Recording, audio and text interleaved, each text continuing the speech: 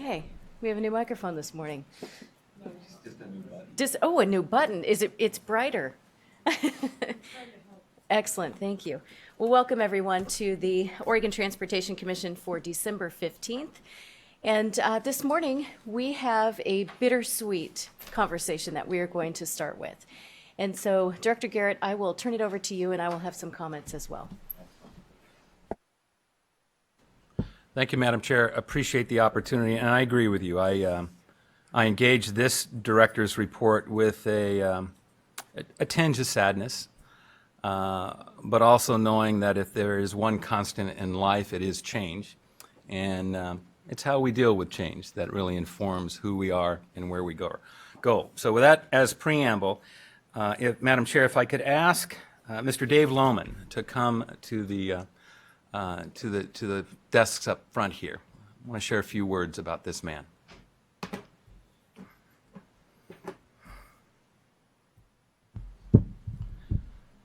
Welcome, David. I'm going to start out with a quotation from Winston Churchill, and it says, "We make a living by what we get, but we make a life by what we give." There are truly no words that can describe the impact Dave Lohman has had on this agency, this Transportation Commission, and the state of Oregon's dialogue specific to multimodal transportation. His intelligence, dedication, and sacrifice is only surpassed by his humanity and compassion.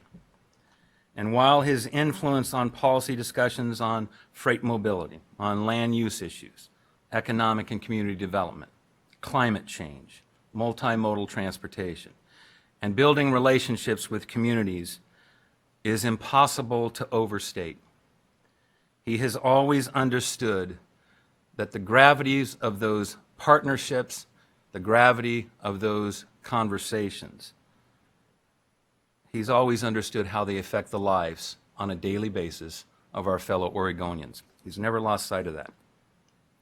David, the mark of your leadership has been an unyielding commitment to principle, a refusal to seek political expediency at the expense of integrity, and has been a statement of values symbolized during your nearly 10 years as an Oregon Transportation Commission member.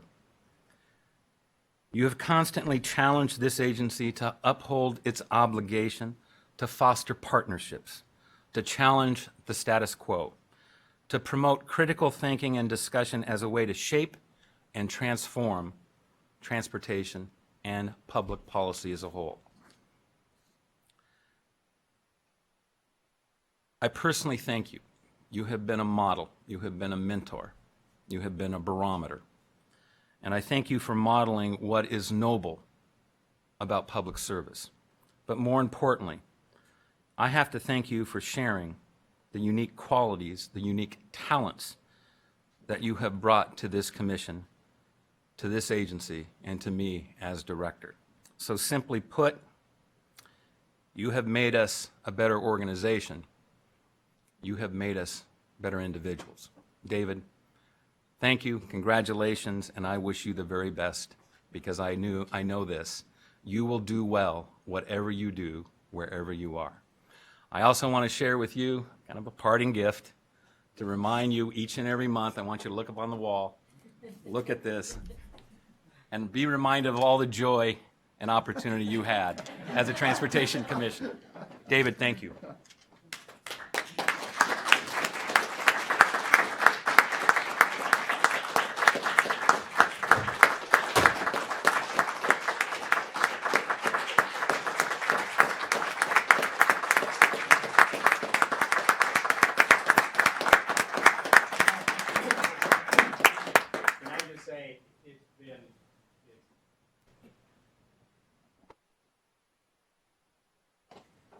I can't tell how this works now, but it's been a great team to work with. And just so you know, I Can you please state your consider name? myself Can you still state your name part for the of record? team. Thank you. Read the governor's letter that we read to you last evening as well, to make sure that those that are with us today have an opportunity to hear her words. Dear Mr. Lohman, of which we learned last evening that's what they call them at home. Or not. I want to thank you for a decade of service on the Oregon Transportation Commission. Oregonians owe you a debt of gratitude for all you have done to improve our multimodal transportation system. Your work guiding development of the Oregon Freight Plan, Oregon Rail Plan, and Oregon Public Transportation Plan development have made a critical contribution to transportation policy in the state of Oregon. Your strong leadership role in all of these efforts engaged a diverse group of stakeholders and provided direction and ownership from the Commission. I want to thank you for being a passionate advocate for public transportation and also for being a passionate advocate for freight. Your broad multimodal perspective was critical to advancing transportation policy over the last decade and also for laying the policy groundwork for the passage of House Bill 2017. Your dedication to the state and its transportation system are to be commended. It is people like you who contribute to making Oregon such a great place. And as noted last night, it's been an honor to serve next to you, and I am a better commissioner because of it, and value what you have given. Your fingerprints are on the plans and the policies in which we will be operating for years and even decades to come. So thank you for your commitment, thank you for your support, and thank you for your dedication to the state of Oregon and for what you've given this commission as well.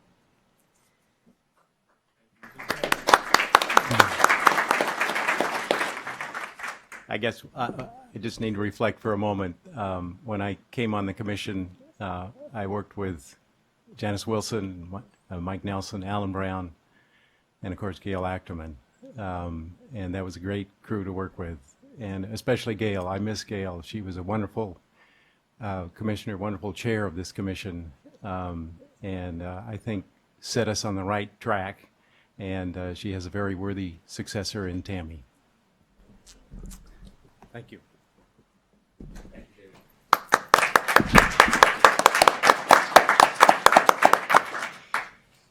Okay.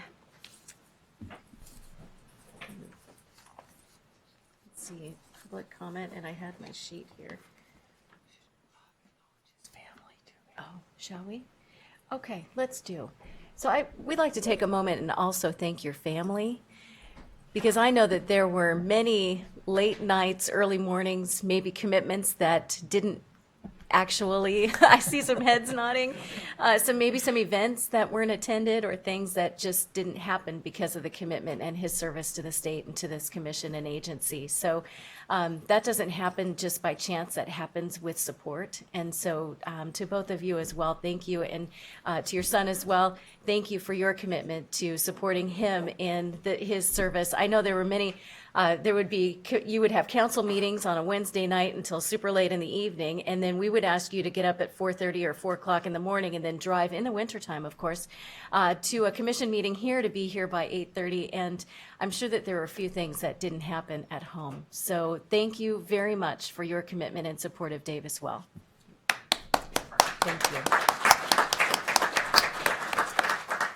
And I had Lynn, I know you gave it to me. There it is. All right. So next is public comment.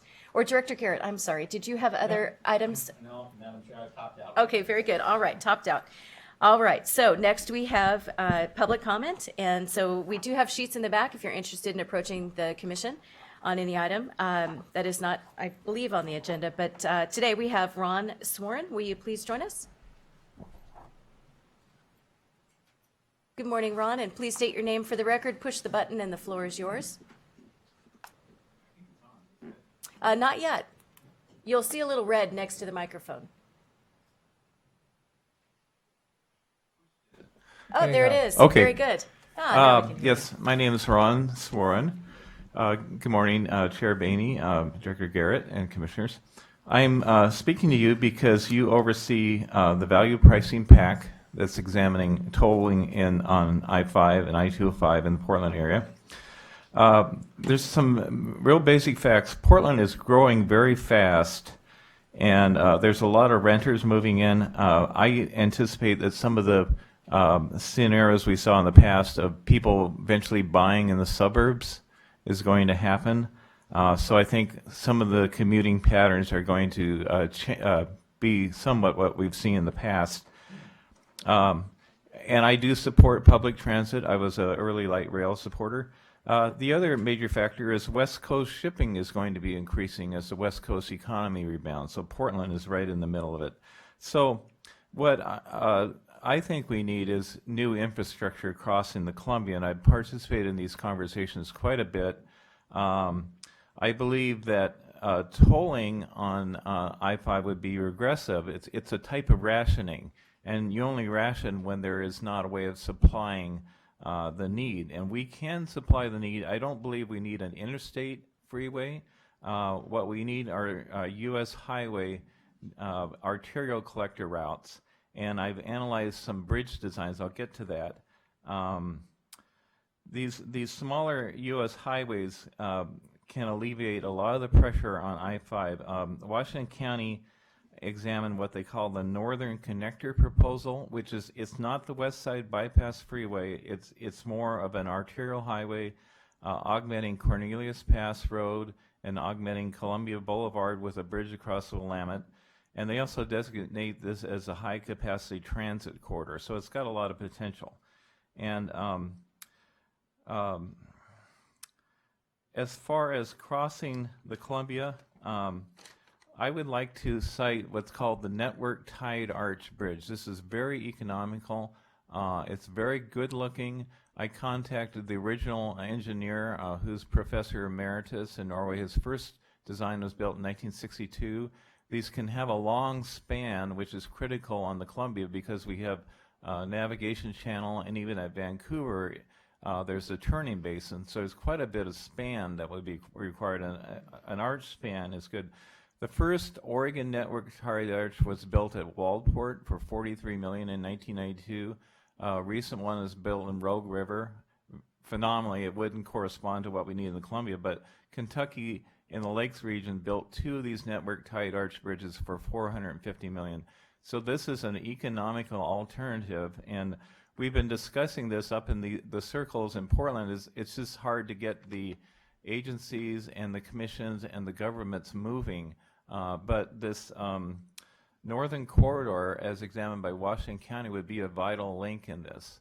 And so I believe we can do this economically. I presented these ideas at a 2011 forum by Robert Liberty at Metro, and the ODOT consultant liked this idea the best, too, of the various options that were presented. So I do hope to keep up this conversation in some way. This is really a solution that we can do. It's affordable, and it will work. Thank you very much. Excellent. Thank you very much for your comments. And if you have any materials that you'd like to leave with us or submit, please do so. Maybe at a later date. I was in too much of a hurry today. I have a lot of things I've prepared in the past that I've submitted, but Not a problem. I do hope to keep up with this. Wonderful. Thank you for your time. Next, I have Tina Ela. Good morning.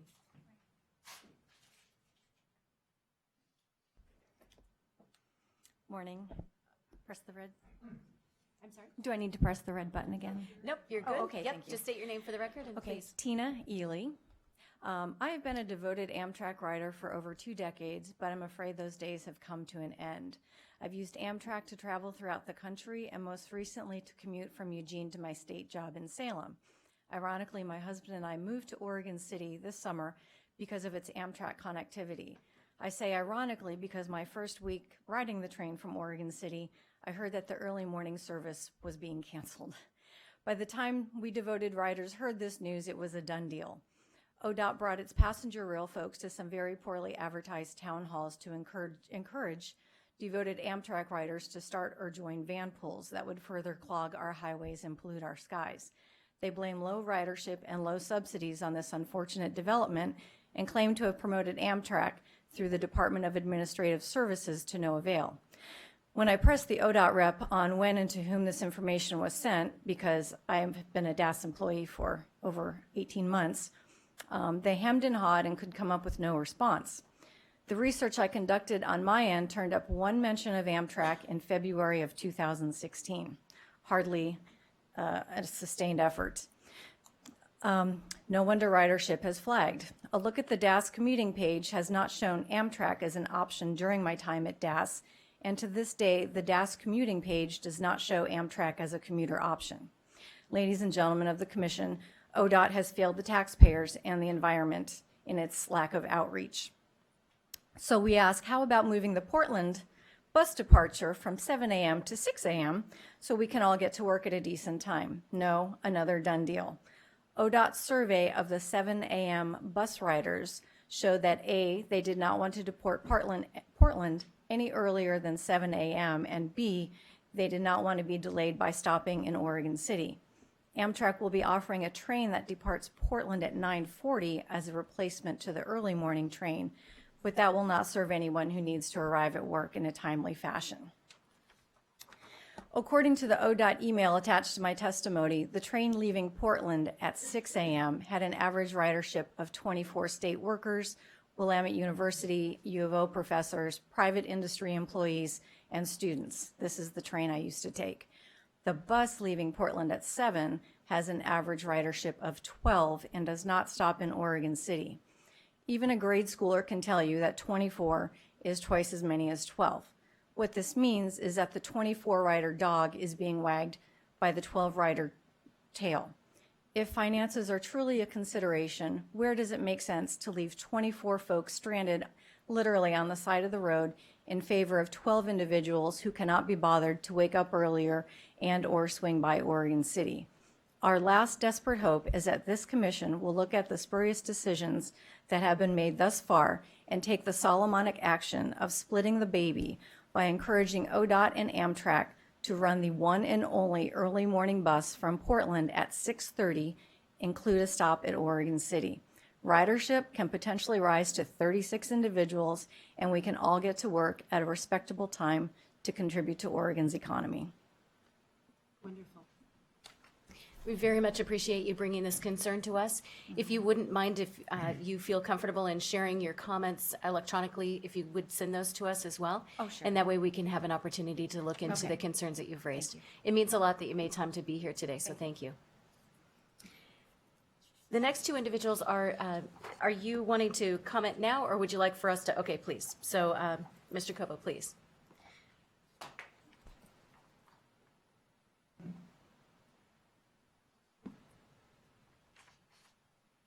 Ms. Topman, wonderful. So however you'd like to work your testimony, please go right ahead, and I think yours is not quite on yet. No. Is it? Yes, not, that's- not yet? Is it not? Oh, there you go. Oh, not anymore. Good morning, Chair Boehme, members of the commission. My name is Marshall Koba. I think, oh, there, she got it.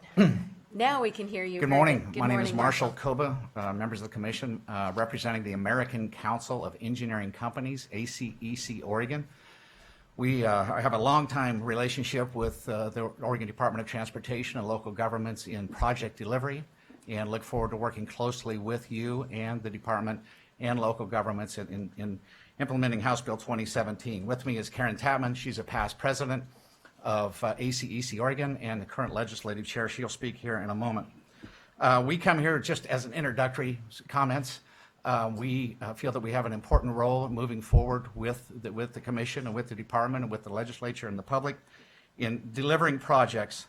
The transportation sector is a very important sector to our members, and as I said, we work closely for decades with the Department of Transportation. We were intimate in helping to pass House Bill 2017. I spoke at the first statewide meeting up on 82nd Avenue in Portland. We were, of course, daily at the session, meeting with the governor, legislators, interest groups, and others.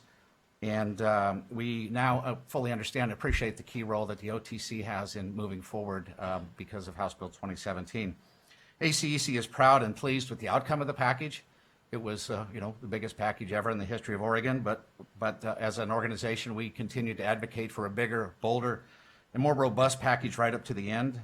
The package, we feel, was constrained by concerns about referral, and maybe rightfully so. But we believe that the package that did pass leaves many concerns still on the table and unfunded. And one of those would be the interstate bridge. We believe that, as we all know, that gets older on a daily basis, and we believe that a process to begin to work on the interstate bridge or replace the interstate bridge needs to begin as soon as possible. Just a little perspective on the politics of transportation, I think on the West Coast. In November of 16, so not this election, but last year, Southern California and the LA region passed a voter-approved about $130 billion 30-year package to do roads and transit. I mean, the fascinating thing I think about that when we're concerned about referral always in Oregon is their threshold is 66%. Ours is 50% plus one, theirs is 66% plus one. So if you think about that, the LA had one, south of San Francisco had a significant multi-billion-dollar package as well.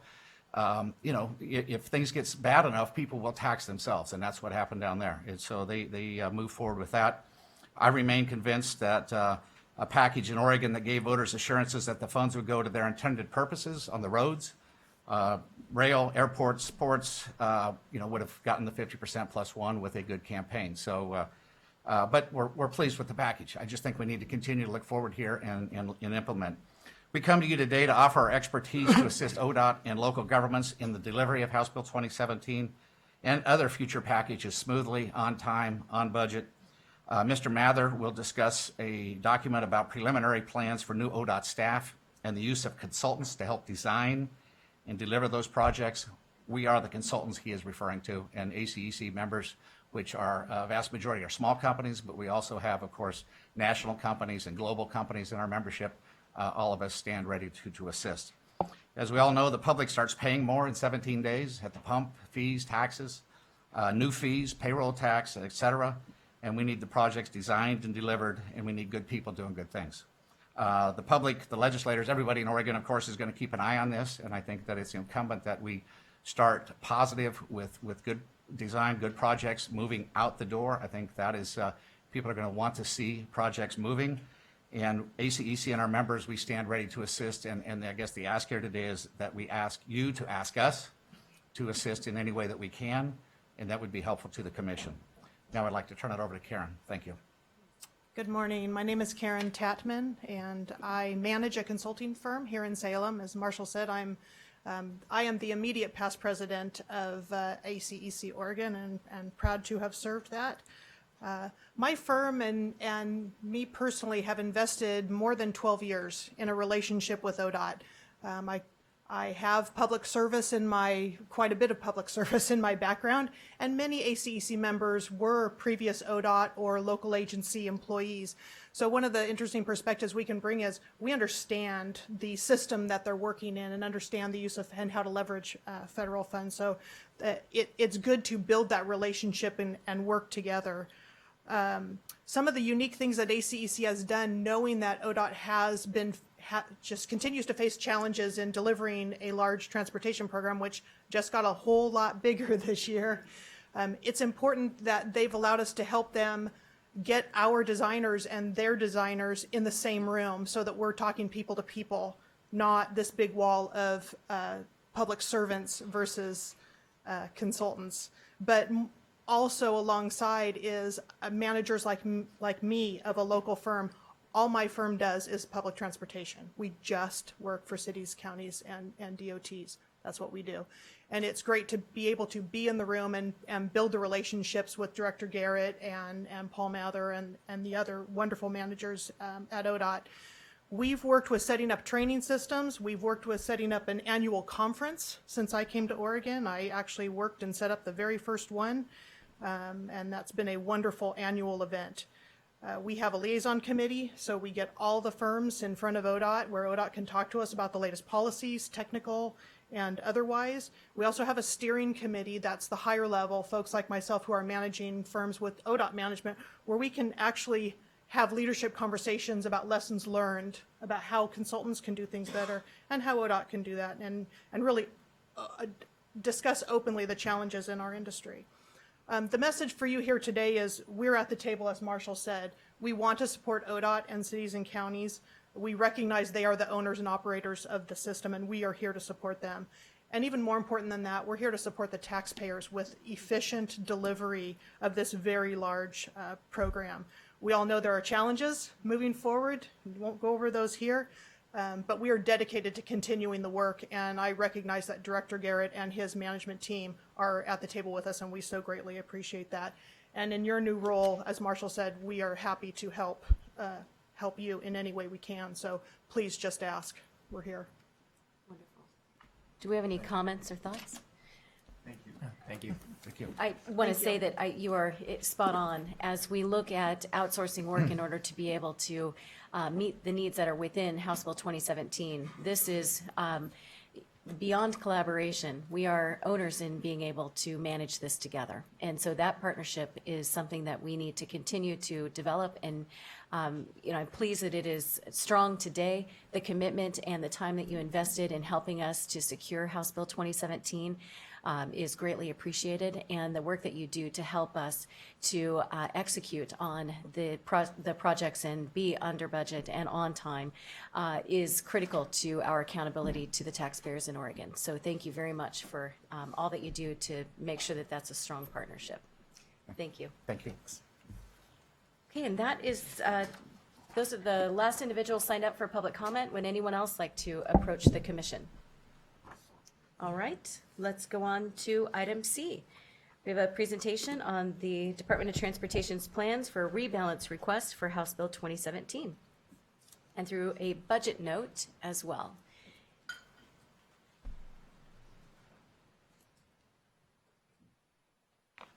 And Ms. Horner, will you be kicking us off?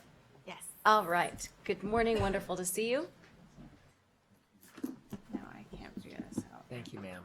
Thank you. Okay. Good morning.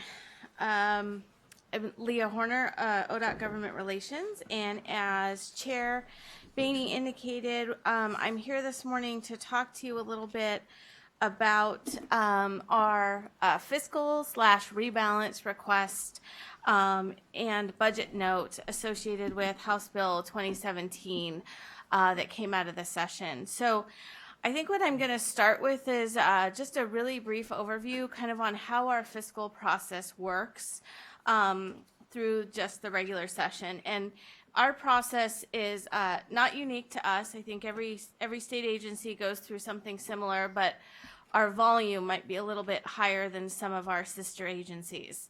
So during the 2017 long session, we priced 247 bills. And what that means is that we get a fiscal request from the Legislative Fiscal Office, and they say, read this bill in black and white and tell us what resources you need to be able to implement and deliver what we're asking you to do in this. And so we go through a back and forth with them. We really kind of go through and hone in on what it would cost us to implement whatever they're asking. We look at it for over a period of 2 biennia so that they can also see kind of what the longer term impacts of implementation costs would be. So if we're standing up something in 1 biennia, but there's an additional cost for it, the next one, they ask for that as well. So we engage in a dialogue with the Legislative Fiscal Office over at the Capitol, and they take all of our information and they use it as suggestions or recommendations about what we need as an agency. But at the end of the day, they're the final decision makers on what a fiscal looks like that is brought forward to a legislative committee. So having said that, during the conversations around House Bill 2017, you'll note that there were a number of different drafts and amendments that were going back and forth. So at any given point in time, we were not only analyzing the policy implications of the bill, but we were also going through and trying to price it at the same time. And those were a tremendous number of moving parts, making sure that we were hitting every single target. So what we have done throughout the entire fiscal process is kind of priced it section by section so that we could make sure that we were tracking each piece of it. At the end of the day, we brought forward in late June, early July, our fiscal to the Joint Committee that actually looks very similar to the request that we've brought forward to you this morning. But the reality is that having a state agency come forward with an FTE request of hundreds is its own political lift in and of itself. So that, coupled with the political lift of passing House Bill 2017, was a conversation that got dissected, if you will. So what we brought forward in our negotiations with the committee as well as Legislative Fiscal Office, they said, you know, we cannot do the full fiscal request that you're asking for both 1719 and 1921. So how about if we fund you for the first 6 months? And that will give you the opportunity to start implementation on the bill. You can identify what it is that you have in relation to immediate needs right now. And then you come back in February and we can tie this to a budget note that has you bring back what your full fiscal needs are for the remainder of this biennium and next. So on the one pager that you have in your supplemental information, you'll see that the first column is approved by the 2017 legislature for the start of the 17-19 biennium. So the 35.63 FTE that are identified in that first column is what we received to start our implementation over the last few months. The middle column is our supplemental 17-19 biennial request. So that is the request that we are putting on the table during the February session, which you'll notice is an additional 77.63 FTE. So because of the mechanics at the legislature, while we have placed in the final column the 1921 biennial request, that is something that at this point in time we believe will come forward in a policy option package on our budget, which you all will be reviewing in the spring. So we put the full impact for this biennium and next on here so that folks can really identify that we are ramping up to this, right? I mean, and Paul will talk a little bit about the project delivery components, but that's where the majority of the FTE are. And as we are expected to actually go out and deliver projects, we do expect that number to grow even in 21-23 under the assumption that we're successful in the trigger and that Rose Quarter comes on board. So we're having those conversations right now. We're also very kind of cognizant that while we will begin to peak with FTE, there will become a time that will also level out. And we're also engaging in conversations about kind of what that looks like long term and making sure that we really do have the right ask at the table at any given moment in time. So I would be happy to walk through any of the particular sections. Should that be helpful if there's questions about any of the kind of subsets of the fiscal. I will turn it over to Paul, though, because as I indicated, I think the project delivery is really where the bulk of the work and the ask is. So let's go forward with the project delivery side, and then we'll come back with questions.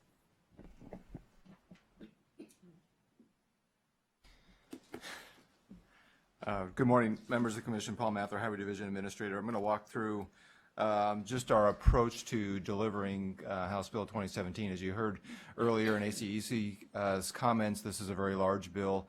And as we saw this taking shape a year ago, we sat down with our partners at ACEC and really began to think about what is the approach that we're going to take to this package as it takes shape. We look back at how we approached the OTIA program in the early 2000s and the JTA program that was passed in 2009.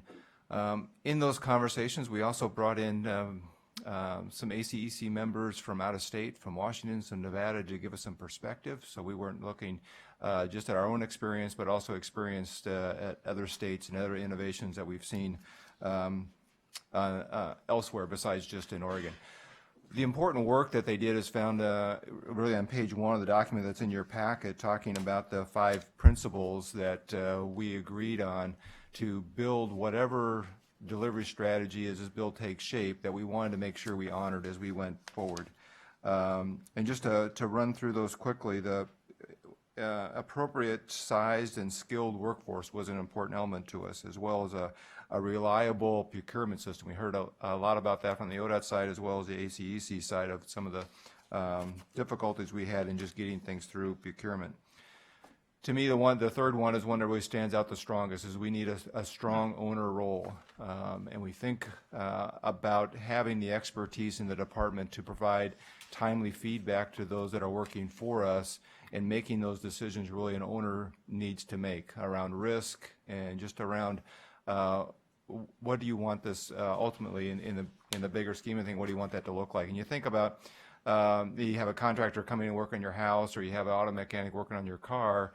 Their expertise in those fields, but you as the owner of that house or that vehicle, you need to make some decisions around what color you want. Do you want a 20-year roof or a 30-year roof? There's only decisions that an owner needs to make. So having an expert in understanding the ramifications of those and what that means overall to a program is an important piece. The fourth bullet, we need to focus on streamlining our program delivery, and we've already starting to do some work around that I'll share with you. And we also need to be creative in our delivery methods is the last bullet. Learning from other states, learning from our past experience in delivering the different programs. We need to make sure we're using the appropriate procurement model, whether that's design build, whether that's CMGC or whatever method that we have to look at delivering our projects in the most creative and the most appropriate way. I think an important background for you, a couple things is today our program, we consult out about 50% of our design work, and about a third of our oversight during construction is contracted out. So that's kind of our baseline of things. As we began to build this kind of story or approach that we're going to have to delivering these projects, we came up with two kind of bookend approaches really to kind of illustrate the issues. The first was, so what if we've got no new positions? What would that mean to the department? What would that mean to the risks to the program? And in the document we outline those, but there's many kind of violations of those principles I just went through. If you assume that we're going to just absorb this and outsource essentially 100% of our work, we have an agency, a highway department, that really turns into a procurement agency that is really good at procurement, but it really kind of violates that owner role and really understanding the transportation needs. A lot of questions the legislature has, or you may have, on how we manage our bridges, how we manage our pavements, that expertise, that would be, even that work would have to be outsourced going forward. And so we would, again, become an agency that's a procurement agency and not that transportation expertise that you rely on, the legislature rely on, our other partners rely on. So we outline that in the document. The other bookend is, so what if we just continue business as usual, where we have half our work that's outsourced? That's getting close to about 500 positions that we would need to deliver this. And the political issues that Leo was talking about, we knew how unfeasible that was. So we began to work on, so what is going to be our approach? How do we honor those principles? How do we learn from our programs that we've had in the JTA and the OTA going forward? How do we craft something? As you look at our mountain chart that I've presented to you a number of times, we've been on the downslope of that before we get into House Bill 2017. And over the last several bienniums, we've actually turned in about 200 positions in project delivery. We also looked during our peaks of those past programs, and about 70% of our work during those peaks have been outsourced. And as we outsourced that work, we found that as a kind of from our experience, a good buffer that honored those principles from an expertise, staff expertise, as well as that owner responsibility. So we use those two benchmarks. So how can we develop a package that's a 70% outsourced and was about that 200 positions that we had turned in before? And that's the recommendation that really is before you going forward. We took the STIP amendment that you passed in September for the next 4 years and really crafted this specifically around those projects. So as we distribute positions around the organization, focus those on the 70% outsourcing, it's specifically on that 4-year window.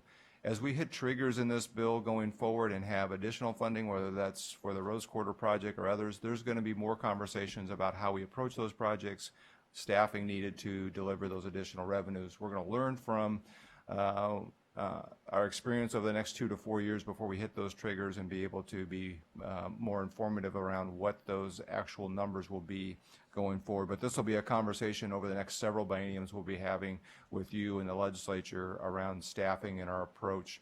But it'll be a learning approach for us as we go forward and make those recommendations.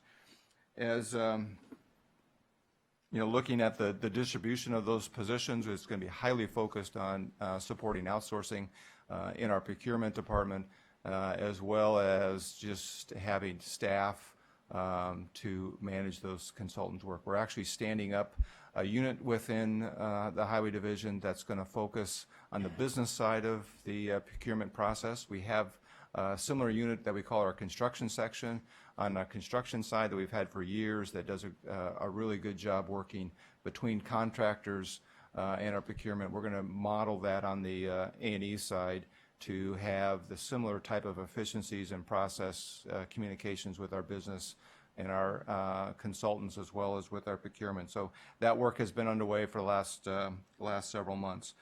We also have positions in here to help various programs. Our civil rights program has additional positions to help meet the needs there, as well as efficiencies that we see in our delivery through automation. We have had a lot of investment over recent years in the automation of our construction, our paperless construction site, e-construction, and putting more resources to support those efficiency efforts.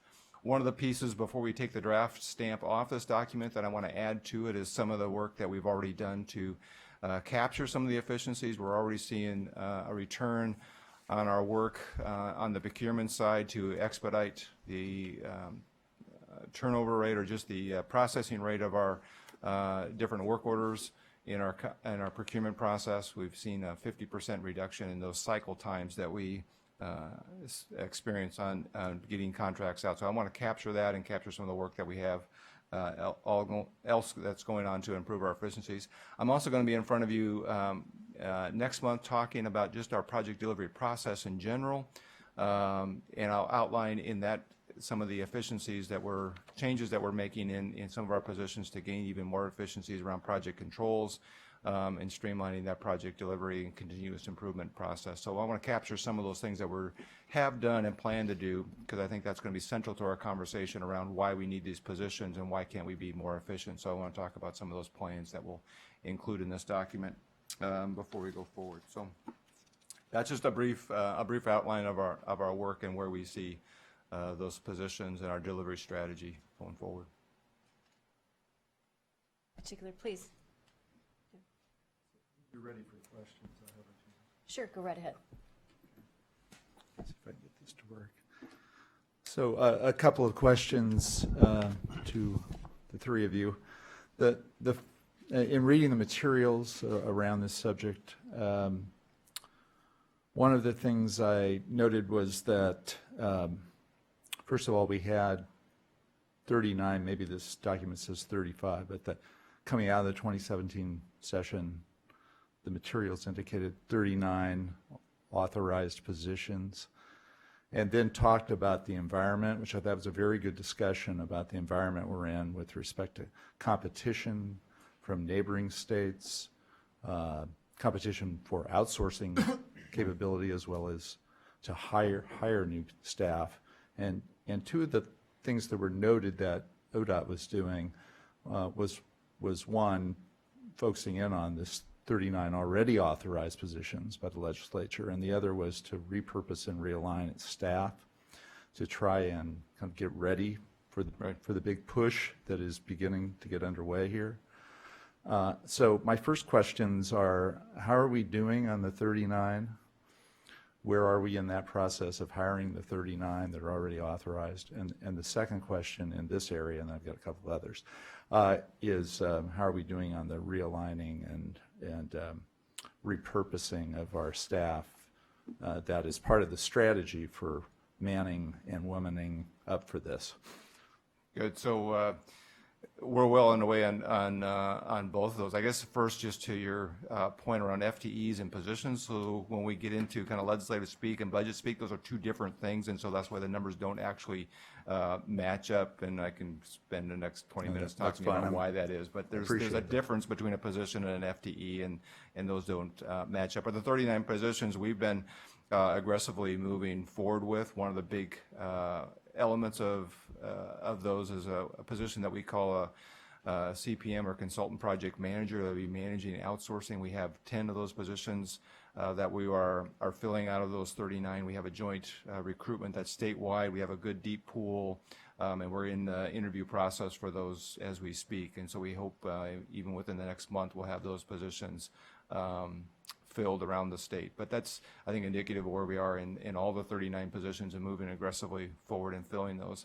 Some of the changes in kind of organizations, I spoke about the new unit that we're standing up. I'll have more to speak about that when I'm in front of you next month. And again, next month I'll talk more about some of the changes we're making even to our chief engineer and to our tech service manager position, and splitting those apart and having some focus on project controls and some efficiencies there. So those things are rapidly in motion. We have a lot of retirements going on within the department. We have a lot of new positions coming in, so there's a lot of opportunity for those changes for us to make and move positions around and repurpose those positions to align us from a 50% outsourcing model to a 70% outsourcing model, and that work is well underway. So that's a good segue, and I appreciate your point about FTE and headcount. We deal with this at my firm all the time about, you said X, and now you're talking a different number when it's because of the 1.0 or portions of 1.0 FTE, so I understand and appreciate that clarification. So the other major question I have is around outsourcing, which I think is essential, and I appreciate the comments earlier during the public comment period by ACEC representatives, and they obviously are a working partner today, will continue to be, and will be relied on even more. That organization, other organizations and individuals that are involved in serving the outsourcing function. But in your document, you talk about the pressures or the implications and complications of outsourcing on the agency, and list several. And so as we move from what I understood was, let me get my notes here, from where we have been recently at 52% outsourcing on preliminary engineering and 34% on construction engineering, up to 70%. So we're increasing our dependency on outsourcing, which makes sense as you're ascending in terms of how much work is out there to be done. But that list of implications of outsourcing is of interest to me, and as you're increasing the percentage of the total work that's being done on an outsourced basis, I'm just curious how you're addressing the implications or trying to mitigate or minimize any adverse impacts with respect to outsourcing that are raised in your document. Right. For us internally, our ability to communicate expectations through that contractor to our consultants is probably the biggest change that we need to go through, and the thing that we need to sharpen up the most. The expertise that consultants bring to the table, I think, is unquestionable that they bring that, but we've got to be able to communicate as owners what exactly do we want, where, when, what are those expectations. And we have, for a long history in the organization, been kind of an oral history of here's how we do things and here's the way we do things at ODOT. And putting those things in writing in a way that communicates clearly to consultants or to our partners of what we expect is something we're going to need to do better at. And part of what the new unit that I'm standing up, that I described that we're standing up, that's part of their function is going to be to make sure that we've got good disciplines, consistent ways that we're communicating with our partners around what our expectations are. Well, I think those are just quick comment. I think those are good comments, Paul, and I think that's going to be essential to make this work. So I would encourage, as we're making our internal people have to manage more outsource resources. We're going to have to be better at that, I suspect. And so whatever training and whatever kinds of preparatory efforts need to occur in order to be working in a way that is provides that kind of clarity and that kind of direction. So you're really asking the people at ODOT to manage at a higher level and to a higher percentage of the workforce that's involved. You think about the entire workforce involved. And I could see how if that's not done well, that we will have confusion and dysfunction. And we want to try and minimize that. And of course, the other thing I would say is the outsourcing, as the previous comments from Karen and Mr. Koba indicated, that there's also an opportunity here to learn and take advantage of what they know that might be helpful to ODOT in implementing. So I think that relationship is huge now. I think it's going to get bigger. And there's a lot of, I'm telling you things you already know, that there's a lot of pressure to get that right. And I would just encourage us to be thinking about that in terms of how we get the ODOT people involved in this to be as trained up as possible that we're doing it well from the start, and then it doesn't become an impediment to progress in terms of moving the program. Thank you, Madam Chair. Just a comment on that, and to build on what Karen Tatman shared with you earlier. I think we have a good foundation to build on as far as relationships. We have brown bag lunches between our staff and their staff. We have the annual conference. We have kind of a structure of communication already built up, and we've kind of, I would describe as an organization, kind of gotten over that hump of outsourcing as we went through OTIA, as we went through JTA, and we still may have some issues to deal with there, but we're beyond that to have some really good productive relationships at the staff level, at the management level, to really take advantage of as we work through some of these issues and implement this package. And I would just say on that none of my questions should be viewed as suggest anything negative with respect to outsourcing. I think it's critical, it's essential, so I don't want anyone out in the audience to think I'm saying anything adverse about it. I just want it to work as well as we can get it to work, and the more we can do up front on that, probably the better off we'll be. And I'm glad to hear that you're already far along on it. So thank you, Madam Chair, very much.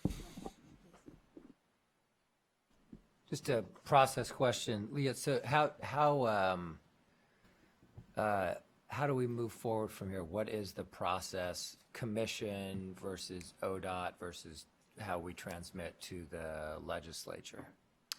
So the process right now is that we have submitted a draft document to the Legislative Fiscal Office. So they have this in draft form to prepare for conversations in February. Our deadline to submit final documents to LFO is January 12th. And so I think we bring this forward to you today for your kind of review to make sure that nothing that we have asked for and the conversations we've had over the last 4 months are not a surprise when we hone in on a final fiscal number. But as of right now, the onus is on us to submit our final ask to the Legislative Fiscal Office in January. And does that request need to be approved by the commission?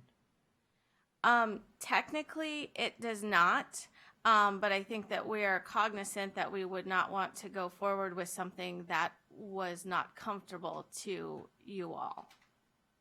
So, I get that we need more people to do more work, but it's kind of jaw-dropping at 261 people, and we missed it by 600 million. It's a big, I know that the calculation's big when you're talking that's 10% of the amount of the legislation. So it's a big, I'm not disagreeing that it's going to take more people to do more work, but it's a big number. And it's probably going to get a big reaction. So, and the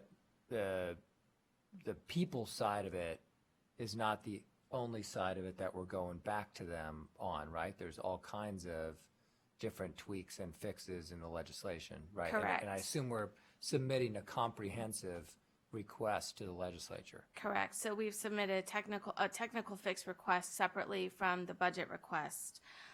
So this is indeed separate. The one thing I will note, though, in the $600 million figure, that does include project costs. So it's not just a division of FTE into that. So Okay. it's comprehensive. So in the entirety of our request, what is the additional amount we will be requesting? Do you know that yet? So this, what's in front of you is the request that we have right now. In its entirety, all in this For the plus next number of years. everything else. We have not figured anything beyond the 1921 biennium as Okay. of yet. So I guess what I'm trying to ask and is so obviously they passed the package and we're going to go back to them with a request on technical corrections and fixes and additional items and headcount and whatever. And so I'm just looking for what's a price tag of that request on top of, and I realize some of this is a subset of what's been done already. I'm just trying to say what's the additional amount. So on that. So Madam Chair, Commissioner O'Halloran, it's baked in the cake. We're not asking for an additional $600 million on top of what came out in January here.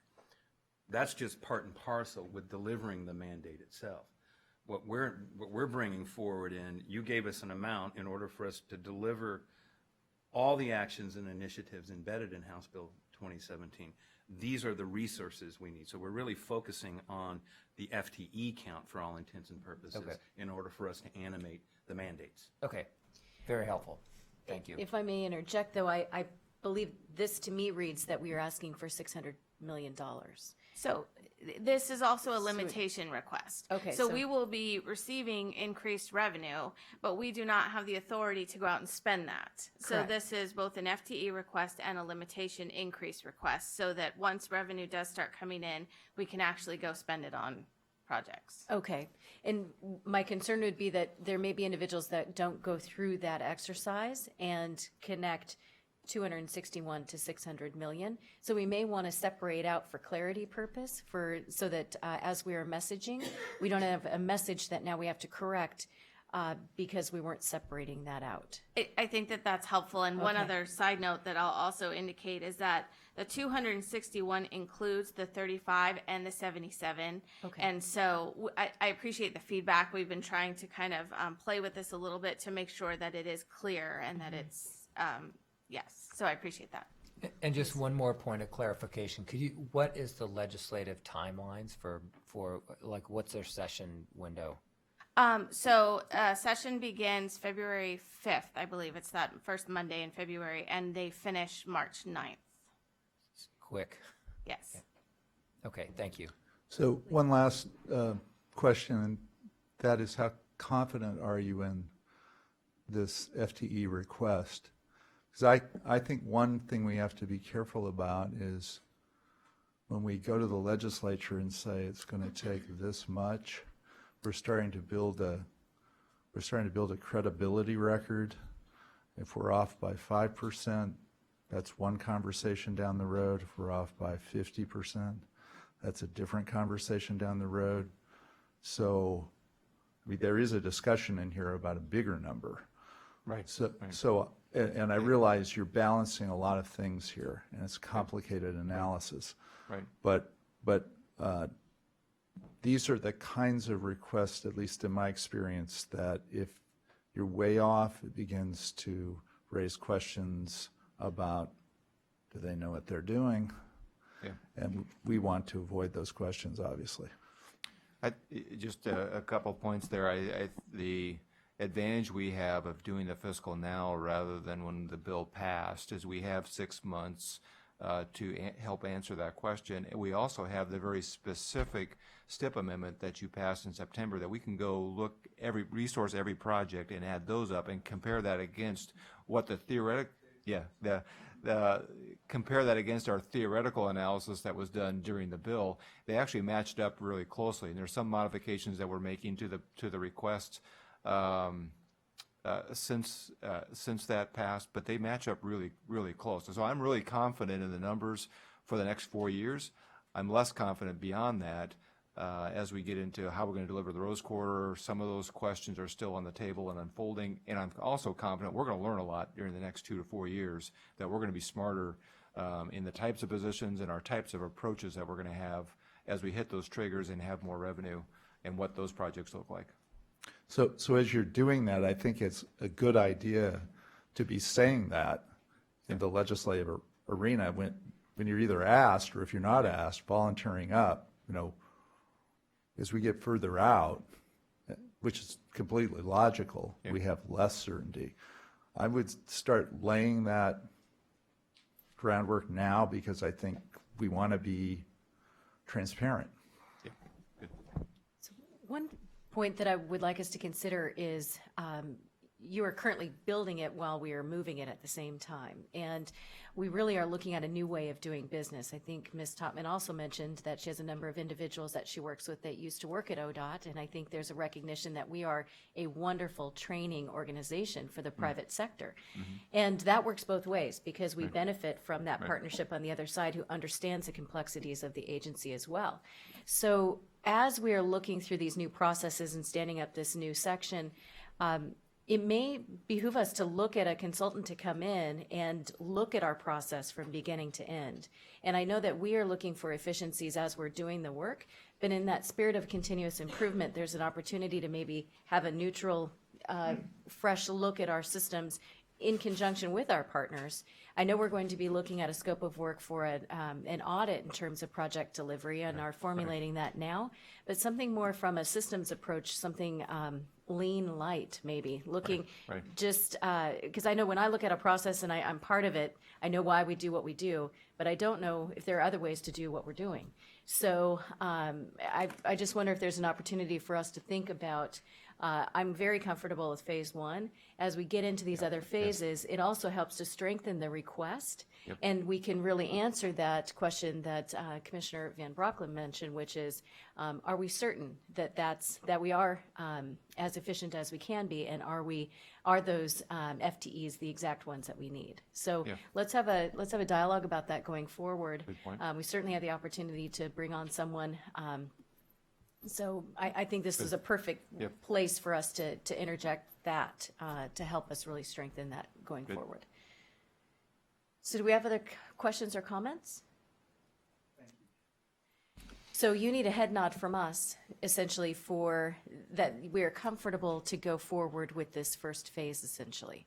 Yes, please. Okay, so do we have, we don't necessarily need a formal motion, but I think essentially that we are comfortable with this piece, but there are other checkpoints for us as we go forward.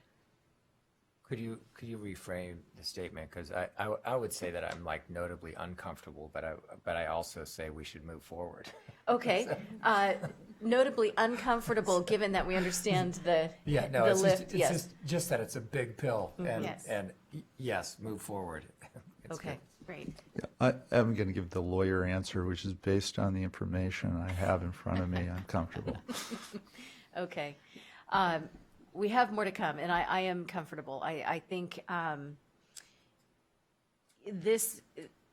what I'm pleased to see is the coordination with outsourcing, understanding the realities of what we can possibly provide as a department at this point. Hiring is not easy, and if we're not leaning into those partnerships, we stand to not be able to actually execute on the package. So I think we need to add what we need now, and then take a checkpoint to look into what we need in the future. So that's a yes. Non-legal answer. All right, thank you. And then Ms. Silva, would you like to go through, you've been working very hard to provide for us a way to track the updates. We do have, is it this document? Yes. Okay, wonderful. And are there copies for the individuals in the room as well? So yes, there are. Okay, very good. Thank you.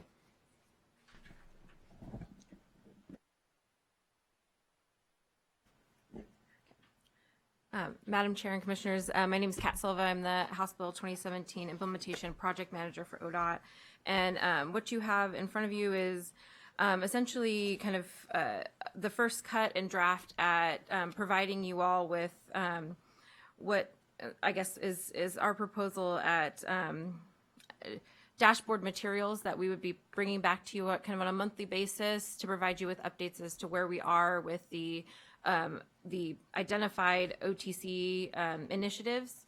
And as you can see, I know that I'm going to reference this, but I don't think we're going to cover it today. But we've gone through a couple of exercises for identifying some of the way that we might prioritize these initiatives, and that is incorporated into this document, but obviously will be tweaked as we kind of move forward with that discussion in the coming months. But as you can see, the first page, it kind of breaks them apart into active, on hold, completed, and not started. And just to be clear about what on hold means, those are specific initiatives where we have technical fix questions placed in front of the legislature for this coming session, and we're looking to get additional direction from coming out of those discussions at the legislatures in order to move forward with how we might plan out implementation for those initiatives. And then kind of the next layer diving in is to look at these initiatives as across and what the implementation timeline is, and then providing you with kind of additional details as well as the current status of where we are.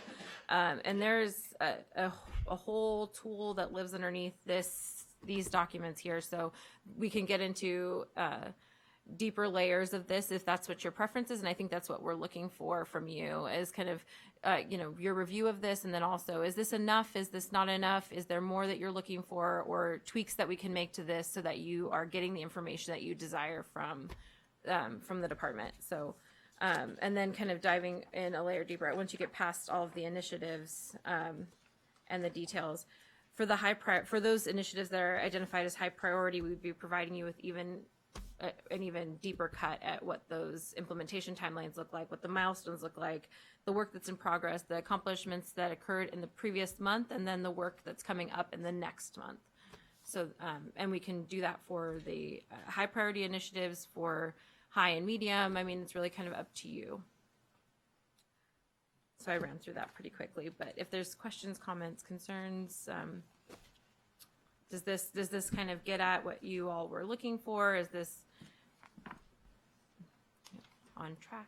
I guess those are my questions. I think it's great. I mean, it gives us clarity on kind of where you're working and where you're putting effort. I think my one question is it seems like there's a lot on the shoulders of a few in terms of like the executive capacity, and I defer it to you guys on do you need to spread it out thinner, but there's a lot of stuff, and I think this really helps give clarity on kind of how you're prioritizing and how you're distributing stuff. But it's more of a comment, but I think it's great. And just, I guess, as an answer to that, and I can also provide kind of a next layer of information on this too, is we've identified executive sponsors because of the internal governance structure that we're working with on this, is to have the executive staff serve as the steering team for, really chewing through some of those trade-off discussions internally. And so we've identified executive sponsors that sit on that steering team to really kind of be the champions for these different initiatives at that table. But what lives underneath this is, there's an implementation lead identified underneath each one of these executive sponsors, and then an implementation team that goes along with those executive sponsors. And so we can provide that information out to you as well, so that it's not spread so thin. Thank you. Mm-hmm. Yeah, I think it's great too. I want to look at it a little bit more carefully and Right. see if I have any specific comments, but I think this is very helpful. And I would add, this is a great start. Thank you very much. As we have in items that are on hold or not started, could we also have an update on kind of where those would? So if I'm thinking Project Tracker website, I know for a lot of individuals that transparency piece is really something they're watching. And so if we could note those as well, kind of because it might be it's on hold because we're not going to take that as a high priority, or it's on hold because we have a technical fix that we need to address. So if we had that clarity in an easy-to-reach document, we can be your advocates for kind of getting that information out. The other piece is as we populate the work with commission members, we may want to add a column that, so us as a body of commission, we can know which one of us is a point person for certain initiatives as well. This is great. And the other thing that I will add just for you all is that for the website, we have broken that apart into 2 separate initiatives. And so the Transparency, Accountability, and Performance website is one body of work, and then the Project Tracker website is another body of work. And so I apologize if that is not made clear kind of on this, but I will work to kind of provide that additional kind of clarity on where we're at with those individual pieces. So, Right. But yes, Okay. absolutely. Thank you very much. Yes, thank you for your hard work. Okay. Anything else for this team? Okay, thank you. Okay, let's move on to a discussion about implementing House Bill 2017, Section 10, to establish the Continuous Improvement Advisory Committee. Mr. Brower.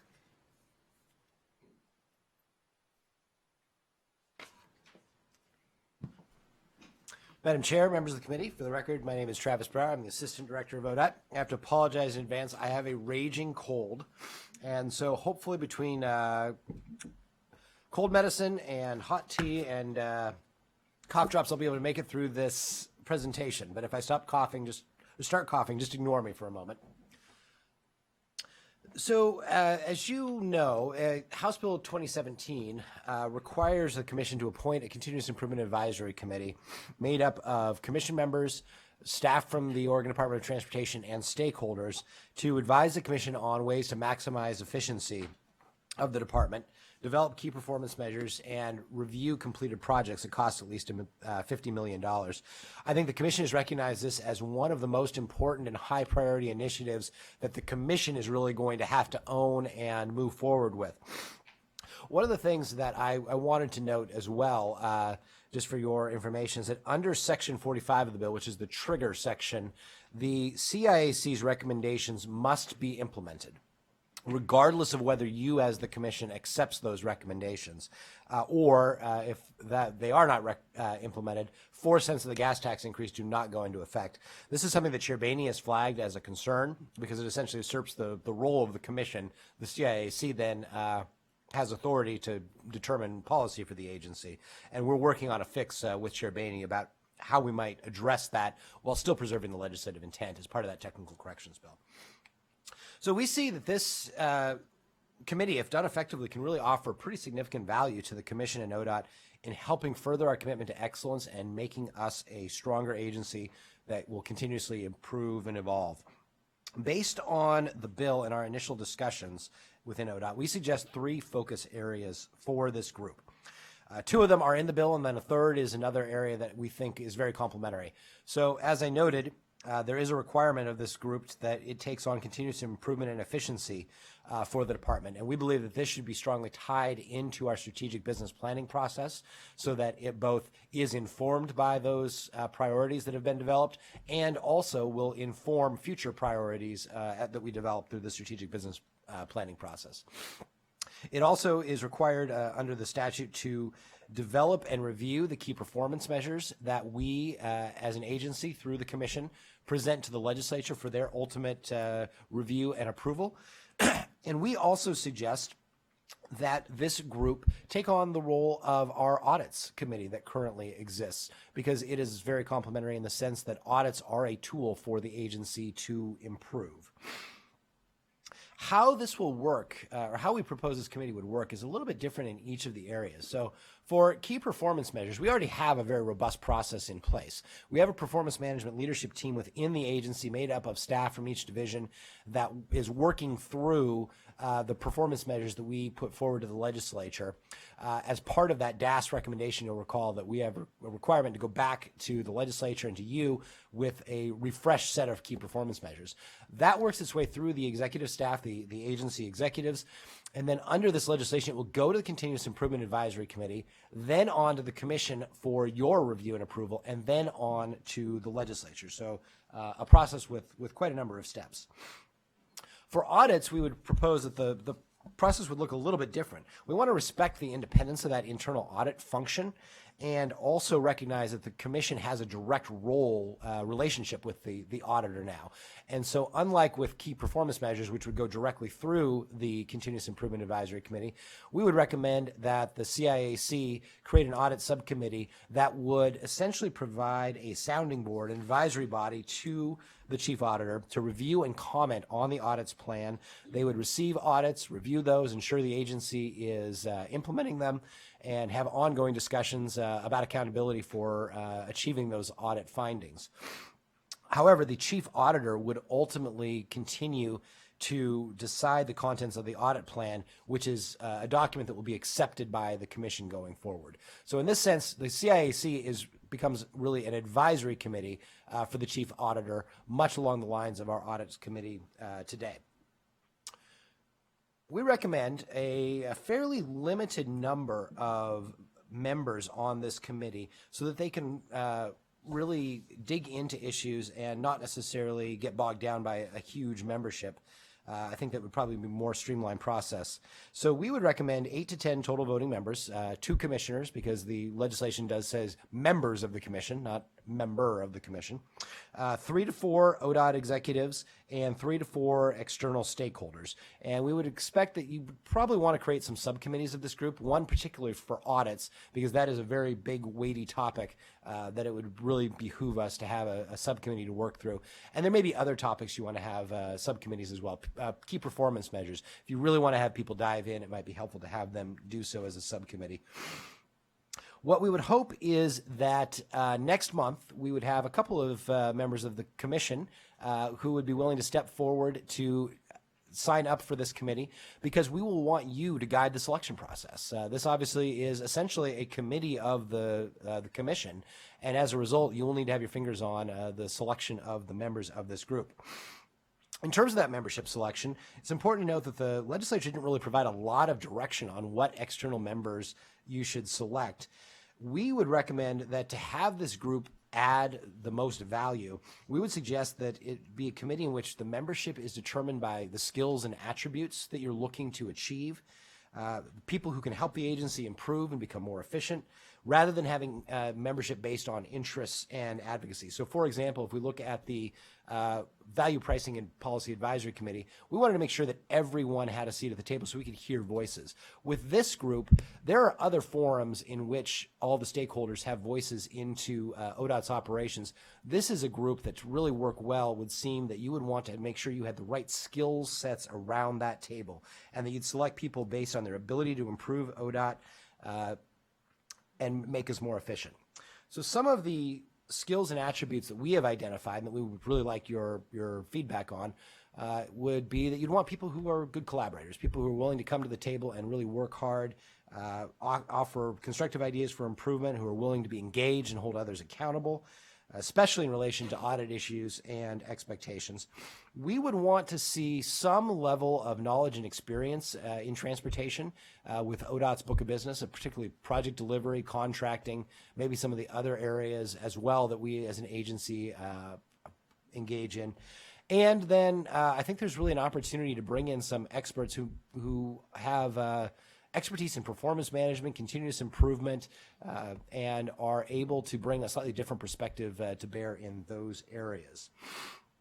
We recommend that the commission consider both a targeted recruitment of members, so people that you may know that we should approach and ask to join this group, or that we may be familiar with at the department that we can bring forward to you, as well as to have an open public process that we could announce, essentially an application process that people could come forward, because you might get some good people through that process as well.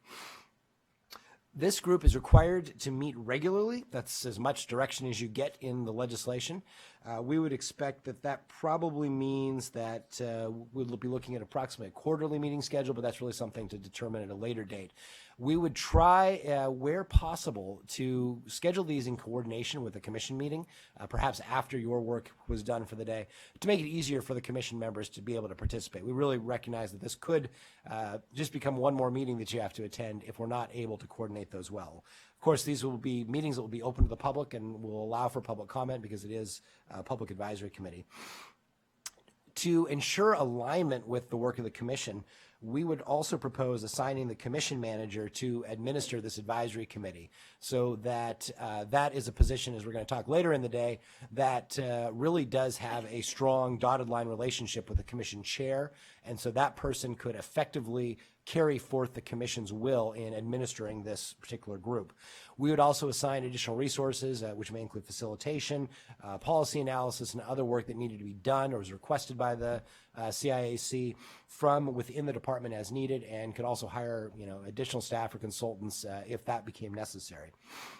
So in terms of the schedule for this overall, what we are looking at is we like to get your direction today on all that you've just heard. Based on what feedback you provide, we can provide you a draft charter document next month that would form the basis for a recruitment effort. And we would bring to you a proposed recruitment and application process so you can release that in January probably. As I mentioned, we'd also like to identify a couple commissioners who are willing to help us. We'll administer that process, certainly, but we really want the commission ultimately to be the selector of all of those members of this group. In February, we would hope that we would have identified external members for the commission vetting and approval, and that you could then name those people to the commission and formally appoint them in February, so that we could onboard them in March and hopefully by early April be able to have the first meeting of this group.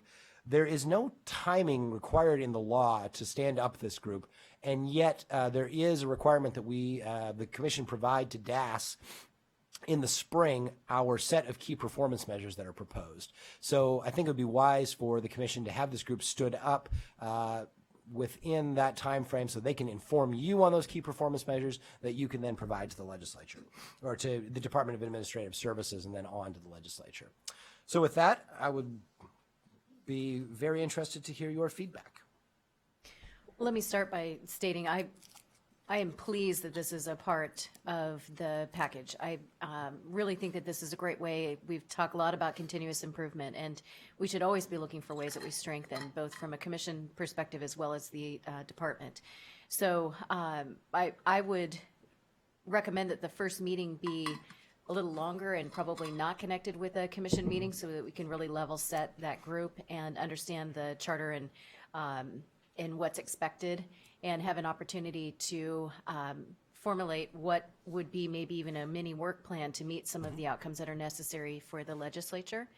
I like the idea of the public process for recruitment and involvement. I think there would be a number of individuals who see this as an opportunity to really be involved in their local transportation department in a very meaningful way. Other comments, please? No, look, I think it's great. I have no better construct for which to move forward, and I think it's a good plan. It's obviously very consequential for us to get it, in that it's tied to a revenue shutoff valve if we don't get it right. So I think it's important to kind of keep going forward, and we can continuously improve the continuously improvement process. But we need to get going. But we need to get going. You bet. But and I would also say that I think Commissioners Simpson and Brown would be ideally suited for this. I was thinking the exact same thing. Commissioner, please. So just for clarification, are the members of this committee serving at the pleasure of the OTC, or do they serve for a term, or how does that work? Commissioner Van Brocklen, what we would recommend is that you have set terms that you would appoint people into, likely starting with staggered terms. Of course, it's likely that people, if you set up, say, a 4-year term, good luck making sure that all the people actually serve out the duration of those terms. Right. But that would be useful to have terms that they could serve. but terms that were function at their performance as well, so that we have some control over. I mean, if people aren't participating and we're not getting out of the membership what we need, I think we need to be able to have conversations and potentially move people off that are losing interest or have other conflicts with respect to their time. I just want to understand that we have that authority if we need it. Yeah, Commissioner Van Brocklin, absolutely. These people would be serving at the pleasure of the Transportation Commission. And since they will be setting performance measures, you could set performance measures for their performance so that if they missed a certain number of meetings or you did not believe they were continuing to add value to the process, the commission could have a discussion about replacing any given member of the group. This really will be your committee that you will direct. You will likely have items that you want to assign to this group. There will be things that you, as Chair Boehne said, this group will need to create a work plan of its own, but it will include some things that the commission directs to them. For example, within the DAS management review, there are 3 items that were related to efficiency: a procurement review, fleet review, and a facilities review. Those might be very well things that in the future the CIAC could tackle in a very meaningful way once it stood up. I see it as a way to strengthen and be advisory to us for further considerations for the information that we receive. So I'm thrilled that this is something that we are engaged with. So sounds as though, yes, please come back. We'll work offline for a draft charter and then also a process to solicit membership. I have a feeling that we probably will have deep interest in this.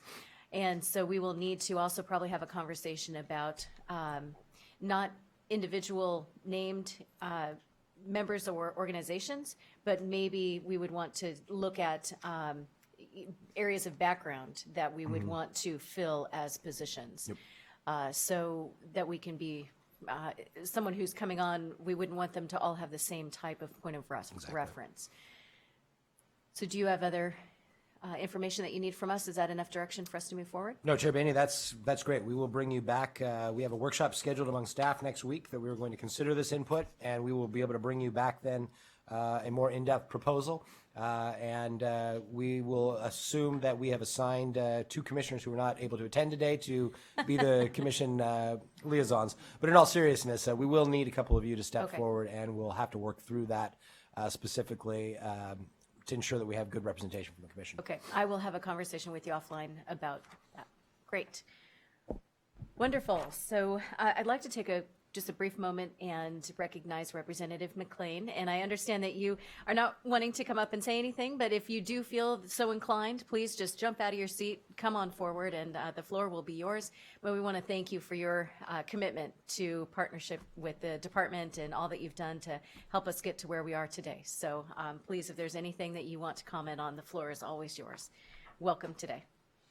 All right, let's move on for an action item, requesting approval for the final funding allocation for the 2021 and 2024 statewide transportation improvement program, please. Chair, I think we jumped one item E.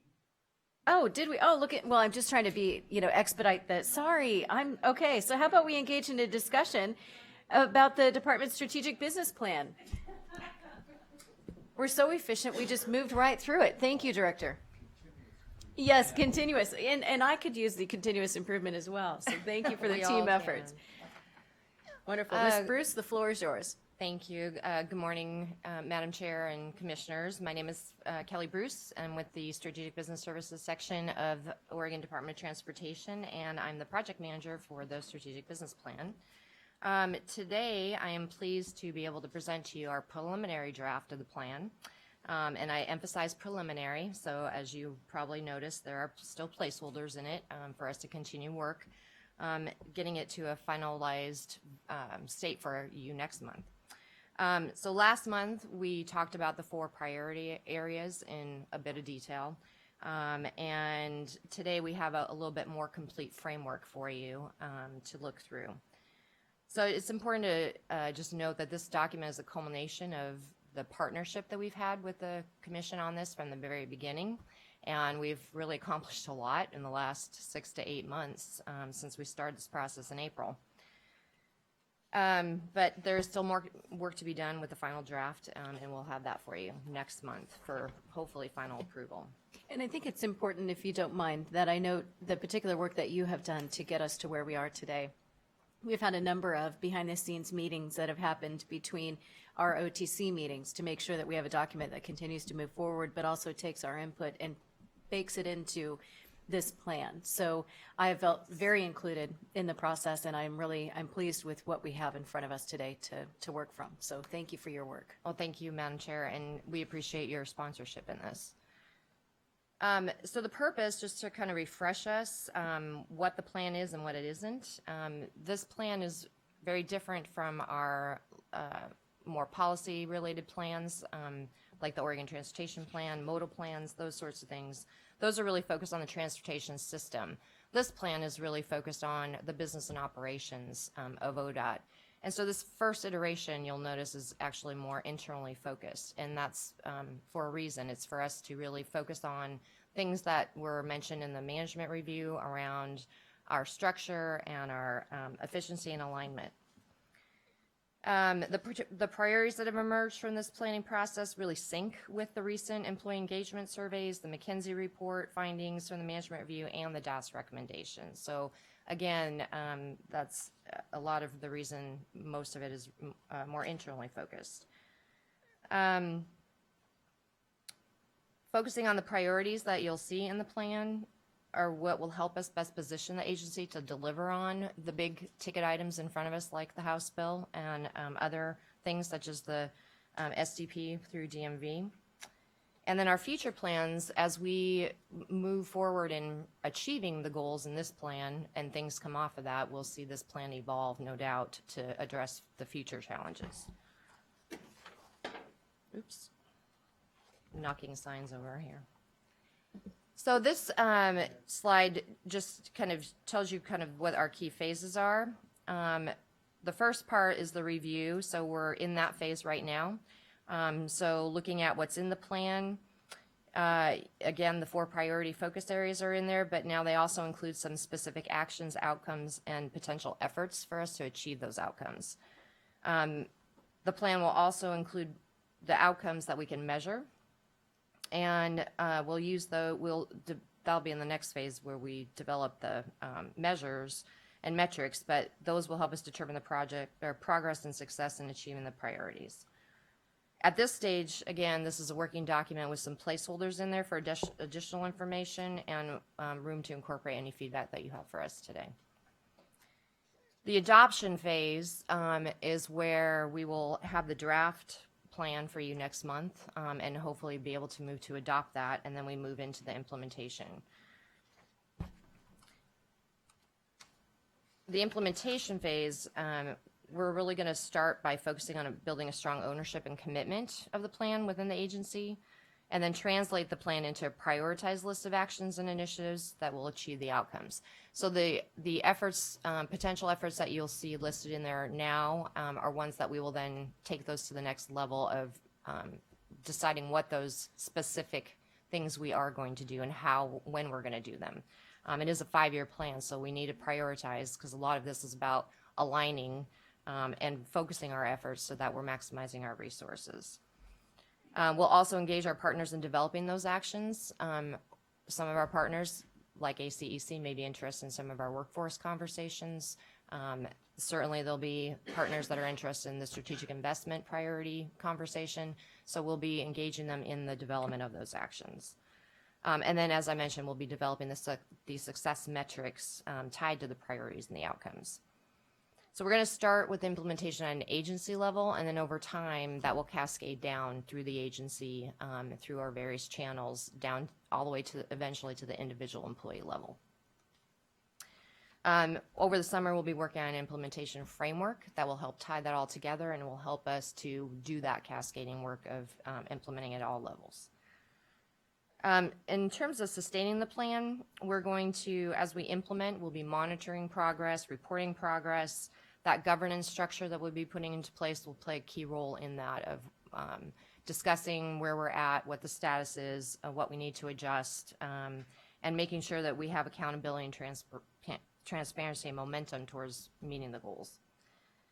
And then we'll also be providing regular updates to you as well. We'll also engage in that 5 years. There will be regular update cycles to reprioritize as things get achieved and actions come off. We can put new actions on.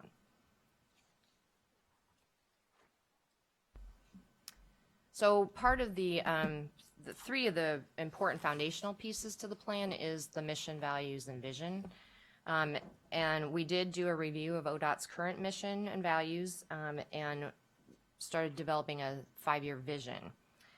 These are now close to being final, so the versions that you see in there are still being tweaked slightly, but I think we're pretty close to having that finalized. So the vision is what really provides the clear picture of the future that we want to create. And we're starting with this version of the plan with just a shorter term vision to provide that roadmap for our next 5 years. And as we make progress on achieving that, we can adjust it to be more long-term and aspirational, or we may consider adding a longer-term vision to address the more distant future. The mission describes the reason we exist, and we did do some minor refreshing to that, and I'll get into detail in a moment on that. The values are really the guides that inform us on how we collectively approach our work every day.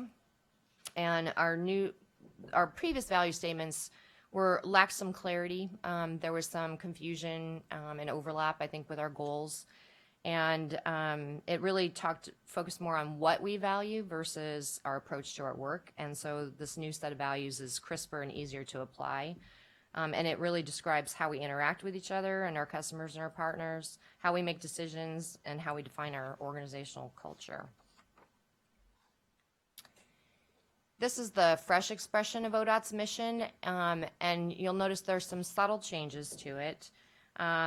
Mainly, one of the things we want to do is reflect where we've been the last 6 to 7 years, since the mission really talks about who we are today.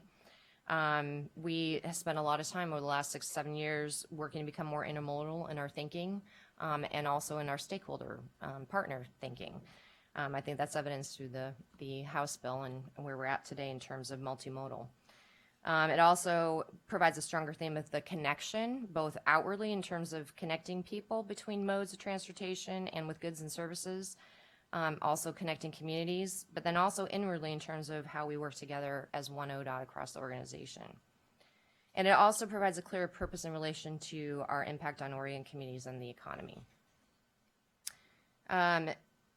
We were, however, a bit split on whether or not to include the word multimodal. And that was for various reasons. We had some folks who felt that it was more of a jargony buzzword. We had some who felt like it was redundant with transportation system, that, it's obvious that transportation system means multimodal, but others disagree, especially outside of the metro areas, feel that the transportation system still, in some areas, is viewed more as cars and trucks type of thing. So we all decided we wanted to ask you, as the commission, for your input on whether or not we should include the word multimodal. So I'd like to pause there and turn it over to you, Madam Chair and Commissioners, for your thoughts, if you have an opinion on it.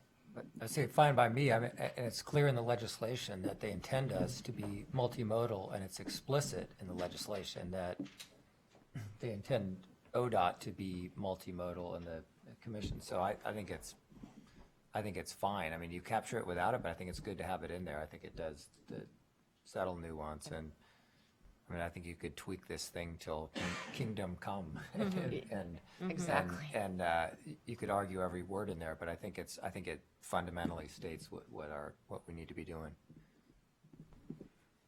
Please. Yeah, I'd agree with that. I think as I read through this, I thought this was a very good draft. I may have some thoughts on it over the next few weeks as you're getting it in final form. And what I wanted to say about that was final form for purposes of adopting it. I think planning documents, my experience with them is that they should be living, changing. And so I don't think of these things as, the Magna Carta or the Constitution that's rarely amended. Speaking of which, today is the 226th birthday of the Bill of Rights.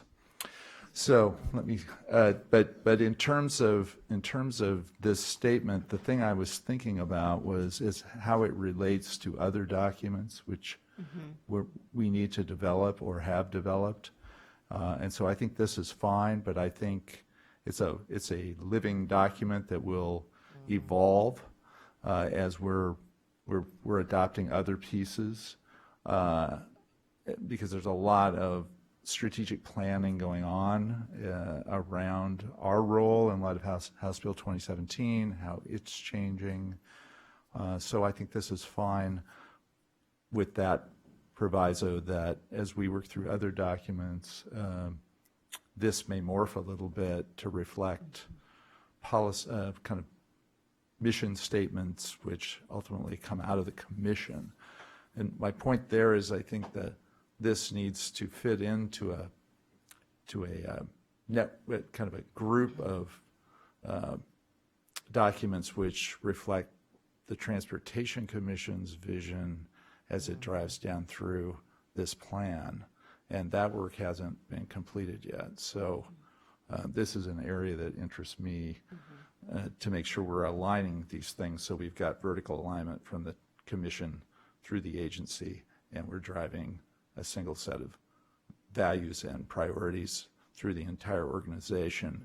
And I think the legislature envisioned us doing that so that we're playing an active role in setting the mission, not just in approving this plan, which is the plan it needs to be, but also so that we're providing direction to the department about what the overall mission and direction of the agency should be, this coming through the commission and from the commission. So I agree with Commissioner O'Halloran that this is a good draft and a good mission statement, but I think ultimately it's going to have to reflect the mission that that is articulated by the commission. And in fact, I think in the draft it's kind of begging that question. It's raising the question: Are we aligned with where you want to go? And I think we need to make sure that in kind of the comprehensive planning, strategic plan that goes on at the commission and ODOT, that we're providing that. So that's my comment about mission. Right. And Commissioner Van Broecklyn, I appreciate you noting that. It was a discussion that we had at the workshop in October about, and should we have the same mission and vision? And I think there was, we need that as a point of pause for us to really reconcile. And so we've been working on strategizing that. We had hoped for the workshop today to help inform what that would look like maybe in January, but we're reworking those timelines right now. But I think that'll be an important piece. I agree. Form follows that function, and we will need to add clarity of what it is that we want the agency to be achieving and how they go about doing that. So I appreciate you noting that. And Madam Chair, I want to compliment you for working with those involved in this, and offer up my own interest in helping in terms of developing out these strategic plans, because I think they're crucial to our getting aligned and focused on what we need to do organizationally from the commission right through the entire agency organization. Wonderful. Well, and now that we have a good platform that we're working from, they are meant to be living documents, and we shouldn't have to do a refresh of a 5-year. It really should be rolling. And so that baton easily can be, I would welcome that, so that there's a, so that there's continuity there, and, you know, being able to have more than just one set of eyes on it. So thank you for noting that. Okay, so the question that I had was, as the team is reflecting and editing this particular mission statement, did one of our very forward-facing customer service divisions is DMV. Did they see themselves in this? They did, yes. Okay, very good. Thank you, Madam Chair. Okay, very good. And So it sounds as though we are supportive of removing the asterisk from Yes. multimodal. Thank you, Madam Chair and Commissioners, and thank you for those comments. I think you're right on. That's exactly what our thinking has been around this. So it is going to be an evolution, and we'll just keep rolling with that and evolving. Yep, I got one more. Well, so here we're just asking basically now for your collective thoughts on the plan in itself. Were there specific elements that resonate for you? Are there points that still need some clarity? Is there anything critical that is missing, something you expected to see but did not, besides what we've talked about? And any ideas you have in general for improvement of the plan before we bring you a final next month? The only thing I thought of is there is and I apologize, I'm just swimming in all these documents, which are all new to me, or many are, but there is a statement of priorities and values from the commission, and including, for example, sustainability, and I didn't see that mentioned here. I would, as part of this, trying to get these things to be consistent, that as you're articulating the values in this plan, I would encourage you to look at those values and make sure that that we're aligned, and that we're saying the same thing, and that we have all of that in front of us, so that if we want to change it, we know where we need to change it, both in this document and any others, but that we are working with a single set of values and goals.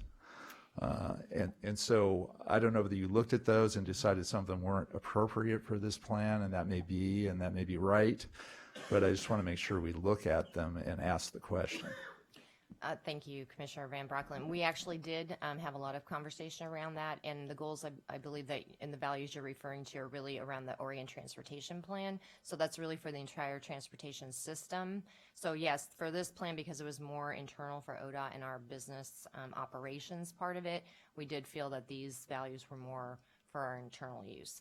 However, when we also talked about the vision from the commission, which really flows through that Oregon Transportation Plan, it's due for an update in the next few years, which falls within this plan update. And so we basically talked about let's wait for that, and then that's where I think we really can, it'll be about this time for a good refreshing of the current plan, of this plan, with that plan, and we can see where we're at that point, and because that is ultimately where we want to go with the alignment piece. I think one of the conversations that we really grappled with was how much of the commission should be embedded in this document, and how much is almost a plan for the commission itself, be a standalone, and then how do you crosswalk?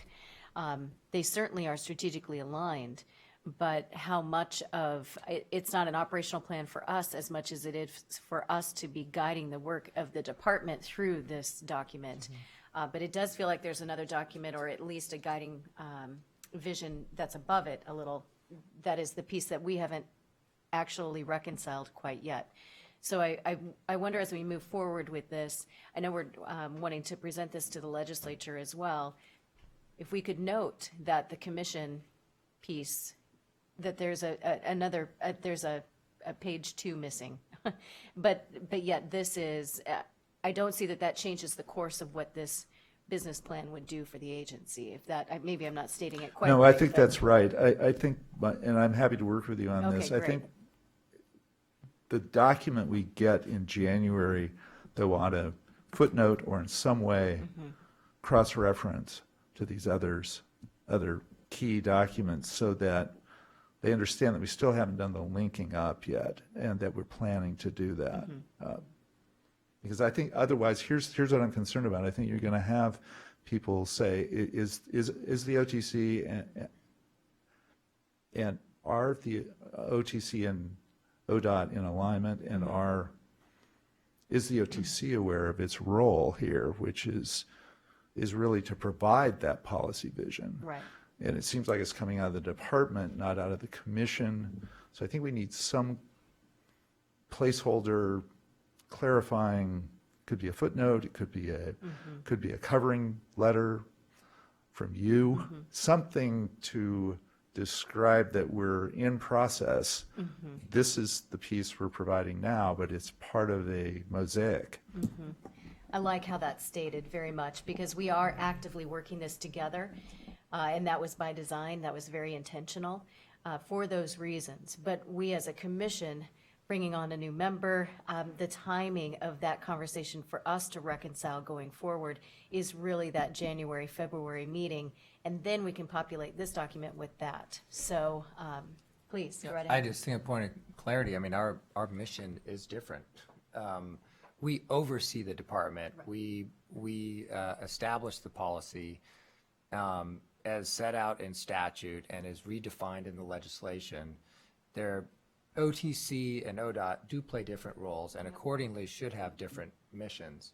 And I don't think it's, you know, a big stretch for us to clarify that. And it's largely written for us, and we can tweak the semantics of it. Yeah, I think that's right. They don't necessarily and won't say exactly the same thing, but they need to be congruent so that they connect in a way which is logical. Yeah, they're executing on the system and the construction of it and the maintenance of it, all the other things that are in the mission. But I think for us, it's the oversight, the policy setting, and those other things established in law that the commission needs to do. Yeah, I think the statute is an excellent playbook to actually take the language from. So, but we will want to have that conversation together. I have a feeling we will be wordsmithing our own work, of which we didn't want to try to do and bring something to us. We wanted to be able to work through that, as painful as it may be, getting us to the right language that really sets clarity for our course as well. And Commission, I wish you luck. So my wife, who's in public relations, says that lawyers are really good at burying the lead. So I think I buried the lead, and the lead is, I think this is a good plan. Thank you.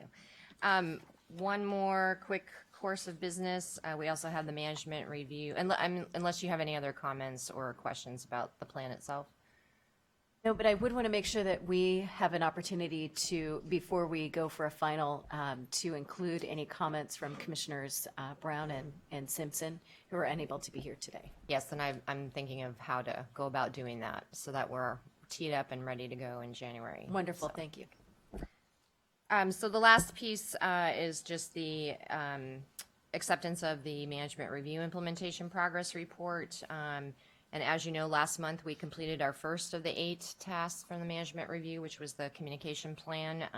We did submit a closeout report to Department of Administrative Services, and to my knowledge, haven't had any concerns or response back on that, so that's good.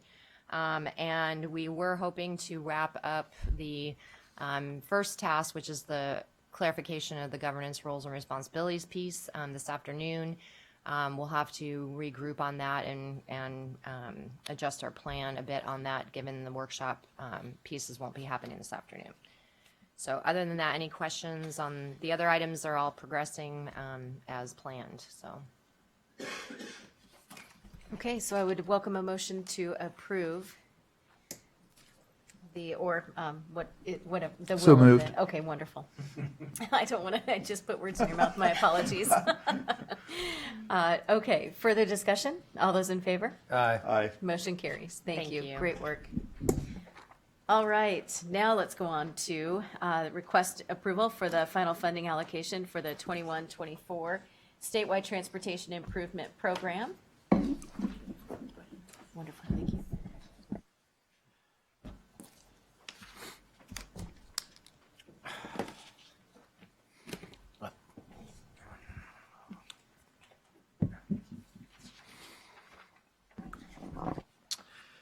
Madam Chair, members of the Commission, for the record, I'm Travis Brower, Assistant Director of ODOT. I'm back after having stocked up on cough drops again. I'll move over here. It's good you've got suitable distance from me, so you should remain uninfected by this pestilence. So this is our 6th and hopefully final presentation to you on the 2021 to 2024 statewide transportation improvement program funding allocation. I wanted to start out with just a little bit of background. When we started this process, it was right after the DAS management review had been delivered and the McKinsey report. We'd gotten direction from DAS in terms of the tasks, and so we took an approach to this STIP to try to undertake this in a spirit of openness, transparency, and accessibility to the public. So we undertook significant public outreach, putting information out to our stakeholders, inviting them in to comment on this, and gathering input from the general public. We used a variety of tactics, including an online survey that received over 1,700 responses, a variety of emails that we pushed out to stakeholders, summarizing what was going on in this process that were opened over 6,000 times, a web page that received over 12,000 views, an online open house, as well as a video. As you know, you also received quite a number of letters from stakeholders. We engaged the ACTS at the October workshop. And so I think overall we have had a very open, transparent process that has allowed the public to see what's going on and provide comment on that. To walk you through the time frame, particularly for Commissioner Van Brocklen, who was only here in the last couple of these, this is a multi-month process. In July, we provided you some basics about the funding framework and the timeline. In August, we had a lengthy discussion about non-highway and local programs to get your feedback on investment priorities.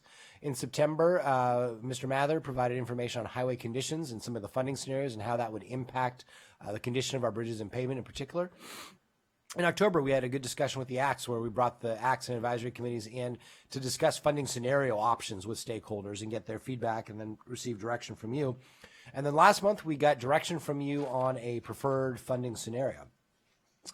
One of the first things you did as a commission was direct us on the specific categories in which we should divide funds. We expanded this a little bit this year so that we had a category for Fix It, which is the programs that preserve and maintain the transportation system. An enhanced highway category, which funds projects that enhance or expand highways. Safety programs reduce crashes that cause fatalities and serious injuries. Non-highway programs fund bicycle, pedestrian, and public transportation. Local programs provide funding to local governments for their priorities. And then a sort of catch-all other functions that includes workforce development, planning and data collection, and administrative programs funded using federal resources. Last month, we brought you what we called at the time Scenario 2+, which responded to the Commission's desire to find some additional resources for a targeted investment in congestion relief. And so today we provide you a recommended allocation of the federal discretionary funds. This is an allocation that would direct most of the discretionary funding to Fix It programs. However, it does have what is the most significant investment in enhanced highway programs really since the 2012 to 2015 STIP, so much higher than we've had in the last two rounds of the STIP. In addition to the projects that were specifically earmarked under HB 2017, there is a $24 million program, what we call State Highway Leverage, which would allow ACTS to add enhanced features to Fix It projects so we can address some of those opportunities as we're going through communities. And as we discussed last month, we recommended creating a strategic investments program, much like you did in the 2018 to 2021 STIP, that would allow you to direct resources to congestion relief or freight mobility or other needs on the state highway system. That is, however, contingent on federal funding. We have an assumption about what happens with federal funding after the FAST Act expires. We assume a 10% reduction, which is consistent with what happened after Safety Lou expired. If funding comes in over and above that, the first $40 million would go to that strategic investments program to allow the commission to target some of that funding. There are a number of reasons why we recommended this as the allocation. So first of all, as we've explained, bridge and pavement conditions will continue to, or will decline in the future, even with this robust amount of funding going into Fix It. So we want to ensure that we maximize those assets, because it's a lot cheaper to keep them in good condition than to try to fix them once they've actually deteriorated. The second is we've seen that the public really strongly supports investments in Fix It as the top priority, which we found from our survey as well as our online open house. Third, this allocation is consistent with the principles that the Commission has laid out in the Oregon Transportation Plan and the Oregon Highway Plan, which really lean toward Fix It and safety as top priorities. And then fourth, and very importantly, this is also consistent with legislative direction that we received in HB 2017 to provide funding from the legislature, the dark gray box of Fix It funding over and above the amount that was currently programmed in the STIP. Just for overall context, I just showed you the Fix It Enhanced categories. Here is all 6 categories, showing you both the base federal funds, which are included in blue, and then the additional funds that were provided under HB 2017. With that, I will turn it over to Ms. Bohard. Thank you, Commissioners. For the record, Jerry Bohard, Transportation Development Division Administrator. And this is just, I think, a pie chart that you've seen many times in the last couple months relative to the funding for the non-highway. It is one that has remained consistent in our conversation, so recognizing the need for additional fund for AD curb ramps to address a lot of the work that we have to do out of our ADA transition plan. I think one of the areas that we saw a lot of success in the last step was the active transportation leverage. Saw really an opportunity to enhance that. With the off-system bike, I think that was the recognition that while there's funding provided in House Bill 2017 for bicycle and pedestrian, it's really limited to on-system versus off-system. So also identifying that. And I think the two really important ones, safe routes to school education and transportation options, is really sort of those opportunities to fulfill and really implement and educate our citizens around safe routes to school and around transportation options. So certainly safe routes to school education was one we heard loud and clear throughout both House Bill 2017, and I think actually many of our comment letters were very much in support of increasing the funding for that. And what that will do really is provide the planning work that we need to do that funds the Safe Routes to School program that's part of, for the infrastructure purpose as part of House Bill 2017. Jerry, just a quick question. We also heard a fair amount of testimony about combining some of the efforts so that we are not siloing some of the work in terms of education and outreach and really helping and assisting folks using the system differently. Do you feel like what's being presented honors Definitely, that? Commissioner Bainey. So certainly the work that Amanda Peets is doing with Troy Costalis, we're making sure that we're integrated in those conversations. Amanda Peets has taken over the responsibility for transportation options, so and working with the providers there, so that messaging is going to all happen in sort of one fall swoops, shall we say. And we have agreements with many of our transportation option providers. We're actually working on those agreements right now in sort of preparation for July. And so all of those messaging and those expectations are being in those conversations. So in a way, the timing has worked out pretty well that we're able to hopefully package these. And that will even be true of the bicycle, depending on what happens with the Connect Oregon program and the 1%. We're seeing that also being sort of a competitive process that brings all of those together, so that we're really looking at those sort of one step. And also as we're working with the local governments, they're not being sort of, you know, hither and dither type of thing. So again, one agreement with our transportation providers. They help do safe routes to school education. Mm-hmm. They work with Troy Costalis' group. So we're trying to simplify and make those more efficient as well, because you obviously can gain a lot more bang for your buck if you've streamlined a lot of those conversations, and you're also more consistent with your messaging. So Very good. I have no doubt we'll stumble a little bit the first time, but we'll get better each time. So, But we wouldn't be necessarily needing, from a local government perspective, applying for different areas of funding to do different efforts that are actually similar efforts, just we've siloed the funds in different buckets, so now we have to apply 3 different times, which is relatively duplicative instead of coming together and being able to. And we're it was my definitely trying to understanding minimize that. This, very good. Yes, All right, definitely wonderful. trying to minimize that. Thank you. So you heard really Travis, I think, talk about the various active transportation leverage, safety leverage, what we're trying to accomplish there. So I think the key points around the active and the safety and the state highway leverage is that those are the opportunities that we see the engagement with our area commissions on transportation. And I think the comments that we've heard, and certainly talking with our area managers and others, they're very supportive and look forward to that conversation. Obviously, the strategic investments would be a conversation really led by you as a commission, as you heard Travis talk about. So really what we just want to be clear, and I think I mentioned this earlier this morning, the action that we're looking for you to take is really this, I don't know that it's labeled any certain, I think it's attachment one. Mm-hmm. And I bring that up because we've really been concentrating on some of the key ones around fix it, enhance, safety. You see all the split of the non-highway, but there are also just some of those pass-through funds that have to happen, whether it's to our large MPOs, whether it's the MPO planning funds, the money that goes allocations to cities and counties. So there are just a couple of things that you're actually taking action on. So I just wanted, and we had discussions. I think they mostly lump into whether it's local programs or other funds, but just that they're broken out. And I think also just to draw your attention, as we've talked about the leverage, we had a conversation with what that means for each of the regions. So using our modernization split, you can see the amount of funds that will go to each of the regions as they work with their acts and as they look at how they can connect to the Fix-It project. So I think we're doing a little bit better job of sort of documenting all the numbers this time.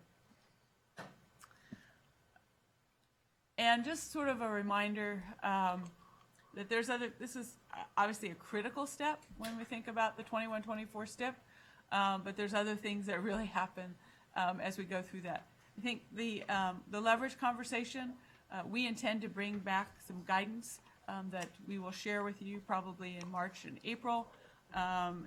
We're not going to be looking necessarily for your approval, but just an understanding of this is the direction that we're taking. I use the word guidance instead of criteria because we want to make sure it has a little bit of flexibility, recognizing that the needs in the regions and how they work on Fix-It projects might look a little bit different if you're in Region 1 versus Region 5. And obviously the relationships that they have with their acts look different as well. So we're running to make sure that there's some of that flexibility. I think you'll also hear Paul talk a little bit about the program level allocations. We sort of have it lumped into Fix-It right now. We'll probably bring that back in April because depending on the changes that happen in the February session, there'll be some work that needs to happen there. We're sort of silent right now on the strategic investment and what that will look like. We figure we have a little bit of time to figure that out depending on if we actually get any additional federal funds. And then you just see really the steps here about what is our typical STIP process. So you see we have a little bit of time, June of 2020, before you actually will be approving the 21-24 STIP. So a couple years to go before we actually finalize everything. So with that, we would really be looking for your approval of this chart. Okay. I have a quick question. One thing that we heard, and part of this is just making sure that we're that I'm clear on that we've heard a lot of testimony around flexibility and buckets and the crossover between a community wanting to leverage funds to be able to complete a project that maybe is falling into the Fix-It, but yet there are some enhanced pieces, and we talked a lot about kind of the way to crosswalk that in a flexible way, but remain honoring some of those boundaries so we're not just opening it all up. Does this afford that flexibility? Is there a process in place that we would be able to, from a region perspective, use funds to maximize community benefit and project? We get the biggest bang for the buck when we're in that area doing a project that we have the greatest community benefit and return for those dollars. Is that? Yeah, that's something we, Chair Bainey, Paul Mather, Highway Division Administrator, that's something that we really struggle with. The federal process requires us to put all our funds in the federal document. It's a 4-year document. It takes us 2 years to develop. So, and then we get those opportunities that come along with a development or with some grant that a local community gets, and they want us to be flexible to match into that. I think what we want to note in this process is an expectations from the Commission that we take advantage of those opportunities.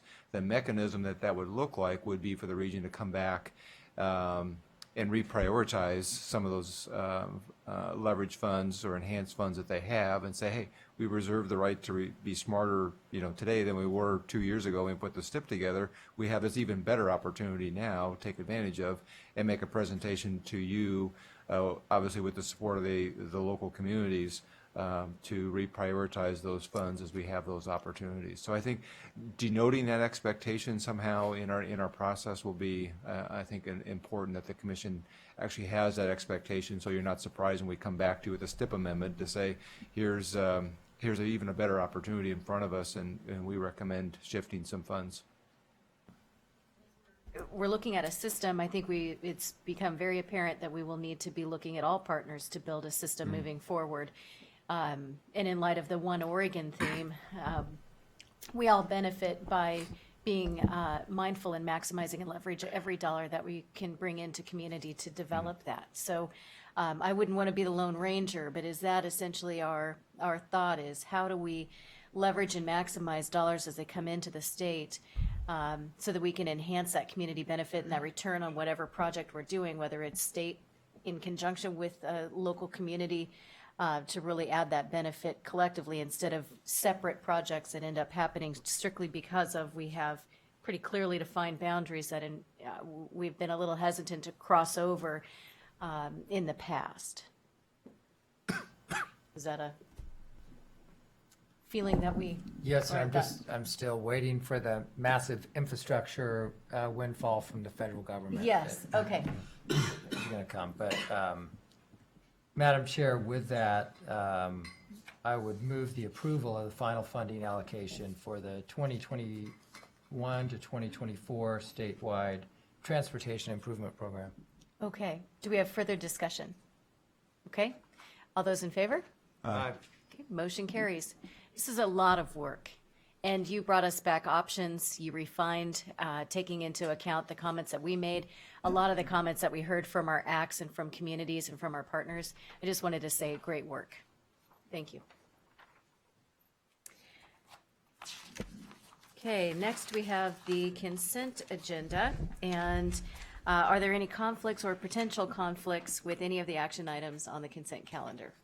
Yes, Chair Boehne, I'd like to declare a conflict with respect to item 3, file number 9305-001. This is an item that authorizes ODOT to acquire property from Pacific Power and Light for the OR 281 Gugnard Orchard and Country Club, Barrett Drive project in Hood River. My law firm represents Pacific Power and Light and its parent companies, Pacific Core and Berkshire Hathaway Energy. Okay, thank you for that. So I will go ahead and pull item 3, the file number as noted for consideration at this time. Is there a motion for the remaining items? Yes, Madam Chair, I move the approval of the consent calendar with the exception as noted. Okay, further discussion? All those in favor? Aye. Motion carries. So we will now consider item 3, file number 9305-001. Commissioner Van Brocklin, will you be abstaining from that vote? Yes. Okay, so, I move the please. approval of the item. Okay. Further discussion? All those in favor? Aye. Anyone abstaining? Aye. Okay. I abstain. Okay, motion carries. I will vote yes as well. Let's see, actually the majority, okay. Okay, that's good. We had a script to read from, so I think we did pretty well. That was our first. Just making sure we're legal. Bonnie, are you happy? Well, as long as Bonnie's happy, then we are happy. Wonderful. Is there anything else for the good of the order for this portion of our meeting? Okay, so we will now we are going to, well, this is an awkward hop. We had decided that we were going to have a workshop this afternoon, and we, as you can tell, are really relatively lonely today. 2 of our members were unfortunately not able to be with us today, so we have decided to postpone the majority of that discussion to January, and we will be having a discussion about the staffing needs for the commission. And I'm looking at you, Director Garrett, if we want to grab lunch and go to another room Madam or stay Chair, here? I guess or- I would suggest, given Mr. Brower's going to come up and share with you a brief overview of the commission. Do I it think now? we soldier on through Great. and wrap this thing up early. Wonderful. So, Mr. Brower, cough drops and water, please come forward. And let's go ahead with the discussion about staffing needs for the commission.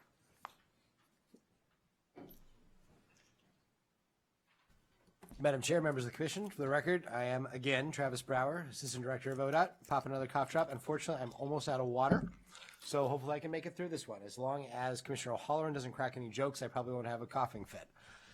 So, we are here in lieu of the workshop discussion to have a discussion around the staffing resources needed. Thank you, Chair Boehne. You're a wonderful public servant. For the commission going forward. Section 2 of HB 2017 gives the commission the authority to hire staff that you deem necessary to assist you in carrying out your duties. These staff are, per the legislation, employees of ODOT That was, the legislature clarified they weren't trying to create an independent commission. That was something that was kind of discussed at one point, but they made it clear that they wanted to have it remain tightly in alignment with ODOT. And it's also important to note, I think Chair Boehne has made it clear she doesn't really want to be signing time cards and approving vacation requests. So these staff are employees of ODOT, but for all intents and purposes, they really do report through a dotted line relationship to the chair, in the sense that the chair will be directing work and ensuring that they're heading in the right direction. During the development of HB 2017, Chair Boehne and I had quite a number of discussions about what staffing she envisioned would be needed going forward. And so today we'd like to bring that proposal that she and I talked through forward to the commission, so you can provide feedback, so we can complete the position rebalance that was discussed by Ms. Horner and Mr. Mather this morning. In your packet, you have a document. It's labeled as Attachment 3 for the workshop. It shows you the commission staff support, including the original, the current interim model that we have, and then the proposed future. Until recently, we had 1.5 FTE for the commission. And I believe this document is online, if you don't have it in front of you. It is, originally, we had a commission assistant, a role that Ms. Carlisle plays, as well as a 0.5 commission assistant support staff to handle meeting logistics and support the commission. That was a role that Emily Nascimento played until recently when we hired Courtney Baker. So just to put names and faces with those particular positions. Since August, after HB 2017 passed, we have moved to beef up the commission support in line with the direction we think we're heading. And we added a commission manager in a temporary role. This is the role that Ms. Averbeck is playing currently. We created this temporary position to take a test run and really find out what we needed to do in order to support the commission. We gave the commissioner manager the following duties. They really oversee the overall work of the staff that supports the commission. That includes facilitating the commission's development of its annual work plan, planning commission meeting agendas, reviewing materials that are presented to the commission, ensuring those are in good shape, preparing the quarterly program report that we currently do, documenting commission procedures. That includes will include maintaining bylaws once they're developed, and developing procedures manuals.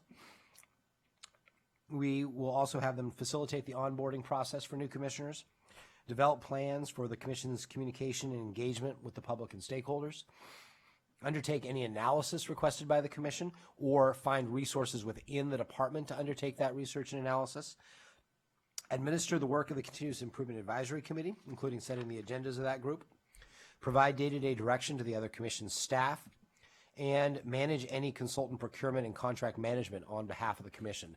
So this staffer is essentially the commission's portal to all of the resources that ODOT has available. The long-term model that Chair Boehne and I developed while the legislature was working on HB 2017 follows this fairly closely with 3 full-time positions. So it would take the commission assistant, which currently exists. It would take that half-time commission support staff and turn into a full-time staff, with the idea that we could provide greater executive support, particularly to the chair, so that the chair can keep all the balls in the air while juggling many other duties. And then make that commission manager position, which currently is just a rotational opportunity for an individual within ODOT, into a permanent full-time position. In this model, the commission can also supplement this core group of permanent staff with other resources. So just as we have assigned Ms. Averbeck to staff the commission on a rotational basis today, we can bring in other staff from within ODOT to directly serve the commission as part of this group on a short-term basis, or hire limited duration positions. We can also bring on consultants for specific work. So this afternoon, we were going to be having a workshop in which we're going to bring Gene Lawson in. And so that is a role we can bring consultants on to do facilitation or research or analysis, in addition to the consultants we have within the ODOT roster. And of course, it's important to note that the entire 4,400 members of Team ODOT are really at the commission's beck and call, available to you as needed. And in this model, that commission manager would be your portal to all of those resources across the department. So the goal that we have with this model would be able to use any supplemental resources effectively, and try to avoid duplicating work that is already being done within ODOT. So one thing that's important to note too, Ms. Horner mentioned this morning that we're going to have a policy options package of positions that we're requesting in 2019 to 2021 in the next budgetary cycle. If for some reason the commission model that you direct us to do and to request from the legislature, if we need to tweak it at that point, there'll be opportunities going forward because we know we have additional position requests going forward, or we can modify from within the resources available to ODOT. So the questions I have to prompt your conversation today, to get the feedback on what we should include in our position request to the legislature, are really three things. What duties do you need the OTC staff to undertake? I listed off quite a number of them that we've assigned to the commission manager. Related to that, what is not being done today that you may need staff to do that we could fill in additional gaps for the commission? And what skill sets do we need to seek to carry out those roles for you? So I'll let you respond. A couple of just quick comments. I thank you for that, Travis, and we have worked this together. And I would add, or are there positions that we want to deploy differently to be able to meet the needs of the commission? So we had a discussion about a project manager, and is that we are at that change in structure where we would not have naturally directed work. If there are opportunities that we see that we need to have addressed for the commission, this would be an opportunity for us to then be able to work with that individual, with the director, and say we would like for, and we'll use the project manager as an example, we would like Kat to provide a certain amount for House Bill 2017 project management for the commission, and hopefully that's also aligned with what's happening within the agency. But if there's a way that we deploy that differently that meets our needs or elevates that in a way that we need it to, do we have the staffing that's correct, but maybe not the deployment or the structure? And I was fairly clear that if Kat would like a vacation, that isn't something that I would want to be involved with. What I would like, I think of it as administratively within the department, but operationally within the OTC. So, and there are positions that are co-held, such as our auditor. So Marlene would not necessarily come to us if she wanted to take, yes, exactly, she wanted to have continuing education on something. That wouldn't be something that would come to us. But we are scoping some work for project delivery and looking at what her work plan would look like. Those are things that we would obviously have our fingerprints on. So I don't know if those examples help. I just offer them as points to think about. Madam Chair, and I think that in conversations we've had previously, I'm totally confident that as a member of the commission, as you as chair, that if there's a need to get something done and you ask it of the department, that through the leadership, they will assure that these things get done. And I think one of the things to note is that, and how I viewed what the legislature was asking in providing these staff, was assuring that there was an element of independence and that you had the ability to exercise independent, non-conflicted management and thought between the commission in its oversight role of the department, which would include the auditor, where you would want it definitely to be a quasi-independent view. And in terms of if you wanted to put an agenda item on that the department might not feel so rosy about, that you had that prerogative and the ability and freedom to do so. And just that the oversight role and the independence role was established, and I believe that was some of the thinking that went into one, changing the reporting structure of the director to the commission, and providing for staffing. And I think it was just to make sure that, and my belief is that there was an element of independence in being able to exercise those obligations placed on the commission. So from the workload standpoint, I don't think we need to staff up a whole bunch of people that serve solely at the will of the commission. It just doesn't feel like there's that, that volume that's not being addressed by the department. But I think that if you're comfortable knowing that you have that element of independence and oversight in how it's structured, I don't question it whatsoever. But I think that was the intent, was to make sure that you felt like you had the ability to exercise oversight in the auditing role and in setting an agenda, and that it wasn't conflicted by serving two masters, and that serving the commission would allow you to have that prerogative and independence. So I believe that was part of the intent, but I don't believe there's a real demand to staff up a whole pool of people serving solely at the will of the commission. We've had an opportunity to test drive this the past few months, and I would say that it is working quite well. There have been things that either I have pulled from the agenda or added and moved, been able to, there just have been a number of times where this has actually been put into play that works quite well. What I would also add is we have a lot of new work that is on the commission in addition to what we're doing today. So I want to make sure that you feel that you can ask for added support, whether that be consultation from looking into something, or maybe it's bringing in contract work on a certain item. And we would want to make sure that isn't, you as one commissioner directing work and hiring consultants, but that we're doing that through in a coordinated fashion. But it needs to serve us all, because we will be best served by feeling that we have all the staffing and capacity needs to be able to fulfill our obligations. Yeah, and I defer to you on that. I looked at it more as a governance issue and making sure that there's not only that we have that independence, but externally that there's confidence in the governance of the commission's role with the department. So, and if you have that confidence, I do also, and I yield to you, and I think it's evolved nicely, and I think the things that have been put in place, I think, are good measures. So I would just add that I agree with Commissioner O'Halloran's comments about the motivation behind having independent staff.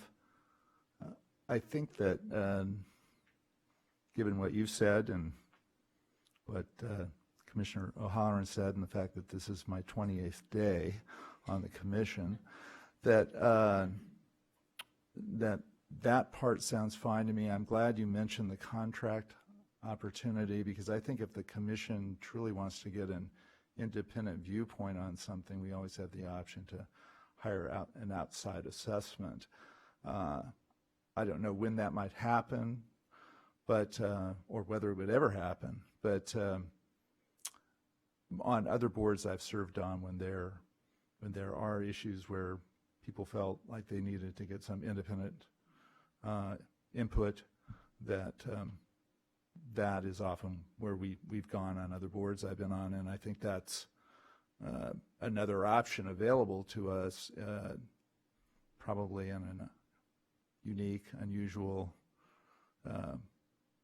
infrequent setting, but that we can go there if we need to, and I think if we need to, we should feel comfortable doing that and explaining to the director and others involved at ODOT why we're doing it, so it's not viewed as threatening. I think there are occasions where that makes sense, but to the governance question, I think that Commissioner O'Halloran's laid it out correctly. And if in your comments, Chair Boehne, saying that you felt that it was working well is makes me feel, based on my enormous tenure on the commission, that we're fine. And again, if we decide as we go forward that we need more capacity, I believe there are a number of tools in which we can already deploy. Okay. Do you need more direction from us? No, Chair Boehny, you have affirmed what is currently in the position request of the legislature, so we will move forward with that, knowing that there are opportunities for flexibility that would bring additional resources in as you identify it. So we will be responsive to those requests. Okay. And I do want to take a quick moment and just say that this team is lean and mean. And just a moment of saying thank you. It's a lot of moving parts, and today in particular. So we completely course corrected on a lot of work that was put together to actually make sure that we had what we needed for this afternoon, of which now will not be happening until another month. So it's not lost on me the work that goes on behind the scenes. But I also wanted to note that for Ms. Averbach, that is a very unique position to be in right now because it is new. And actually, the list of duties that you mentioned are duties as assigned as well. And she's been doing an incredible job just navigating those waters. And, it's not that you need to be a content expert on all of those things, but she's been doing a great job at really connecting all those pieces and supporting us behind the scenes in a great way. So just thank you to the team. Madam Chair, I just want to echo that. I know a lot of work has happened quickly, and I think a lot of structure's been put in place between the time the legislation was passed and now. I think a lot of progress, and I just want to thank the leadership of the department for executing accordingly. I think we know we have a task, and some of it's very front-loaded, which makes a heavy workload, but I don't want my comments to at all be construed as not being appreciative and recognizing the volume of work that's been done in short order. And so, and I think everyone has a very positive and constructive intent to get to the right place. So I just want to thank you for that. Is there anything else to come before the commission?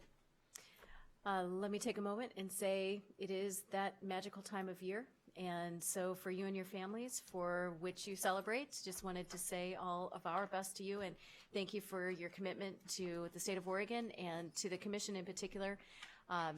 We have a lot of work in front of us, but I feel very confident that we have the right team to move forward. The agency is in really at a strong point, and I really feel good about where we are today, and I'm grateful and appreciative of the commitment of time and effort to get to where we are. So thank you very much, and we are adjourned.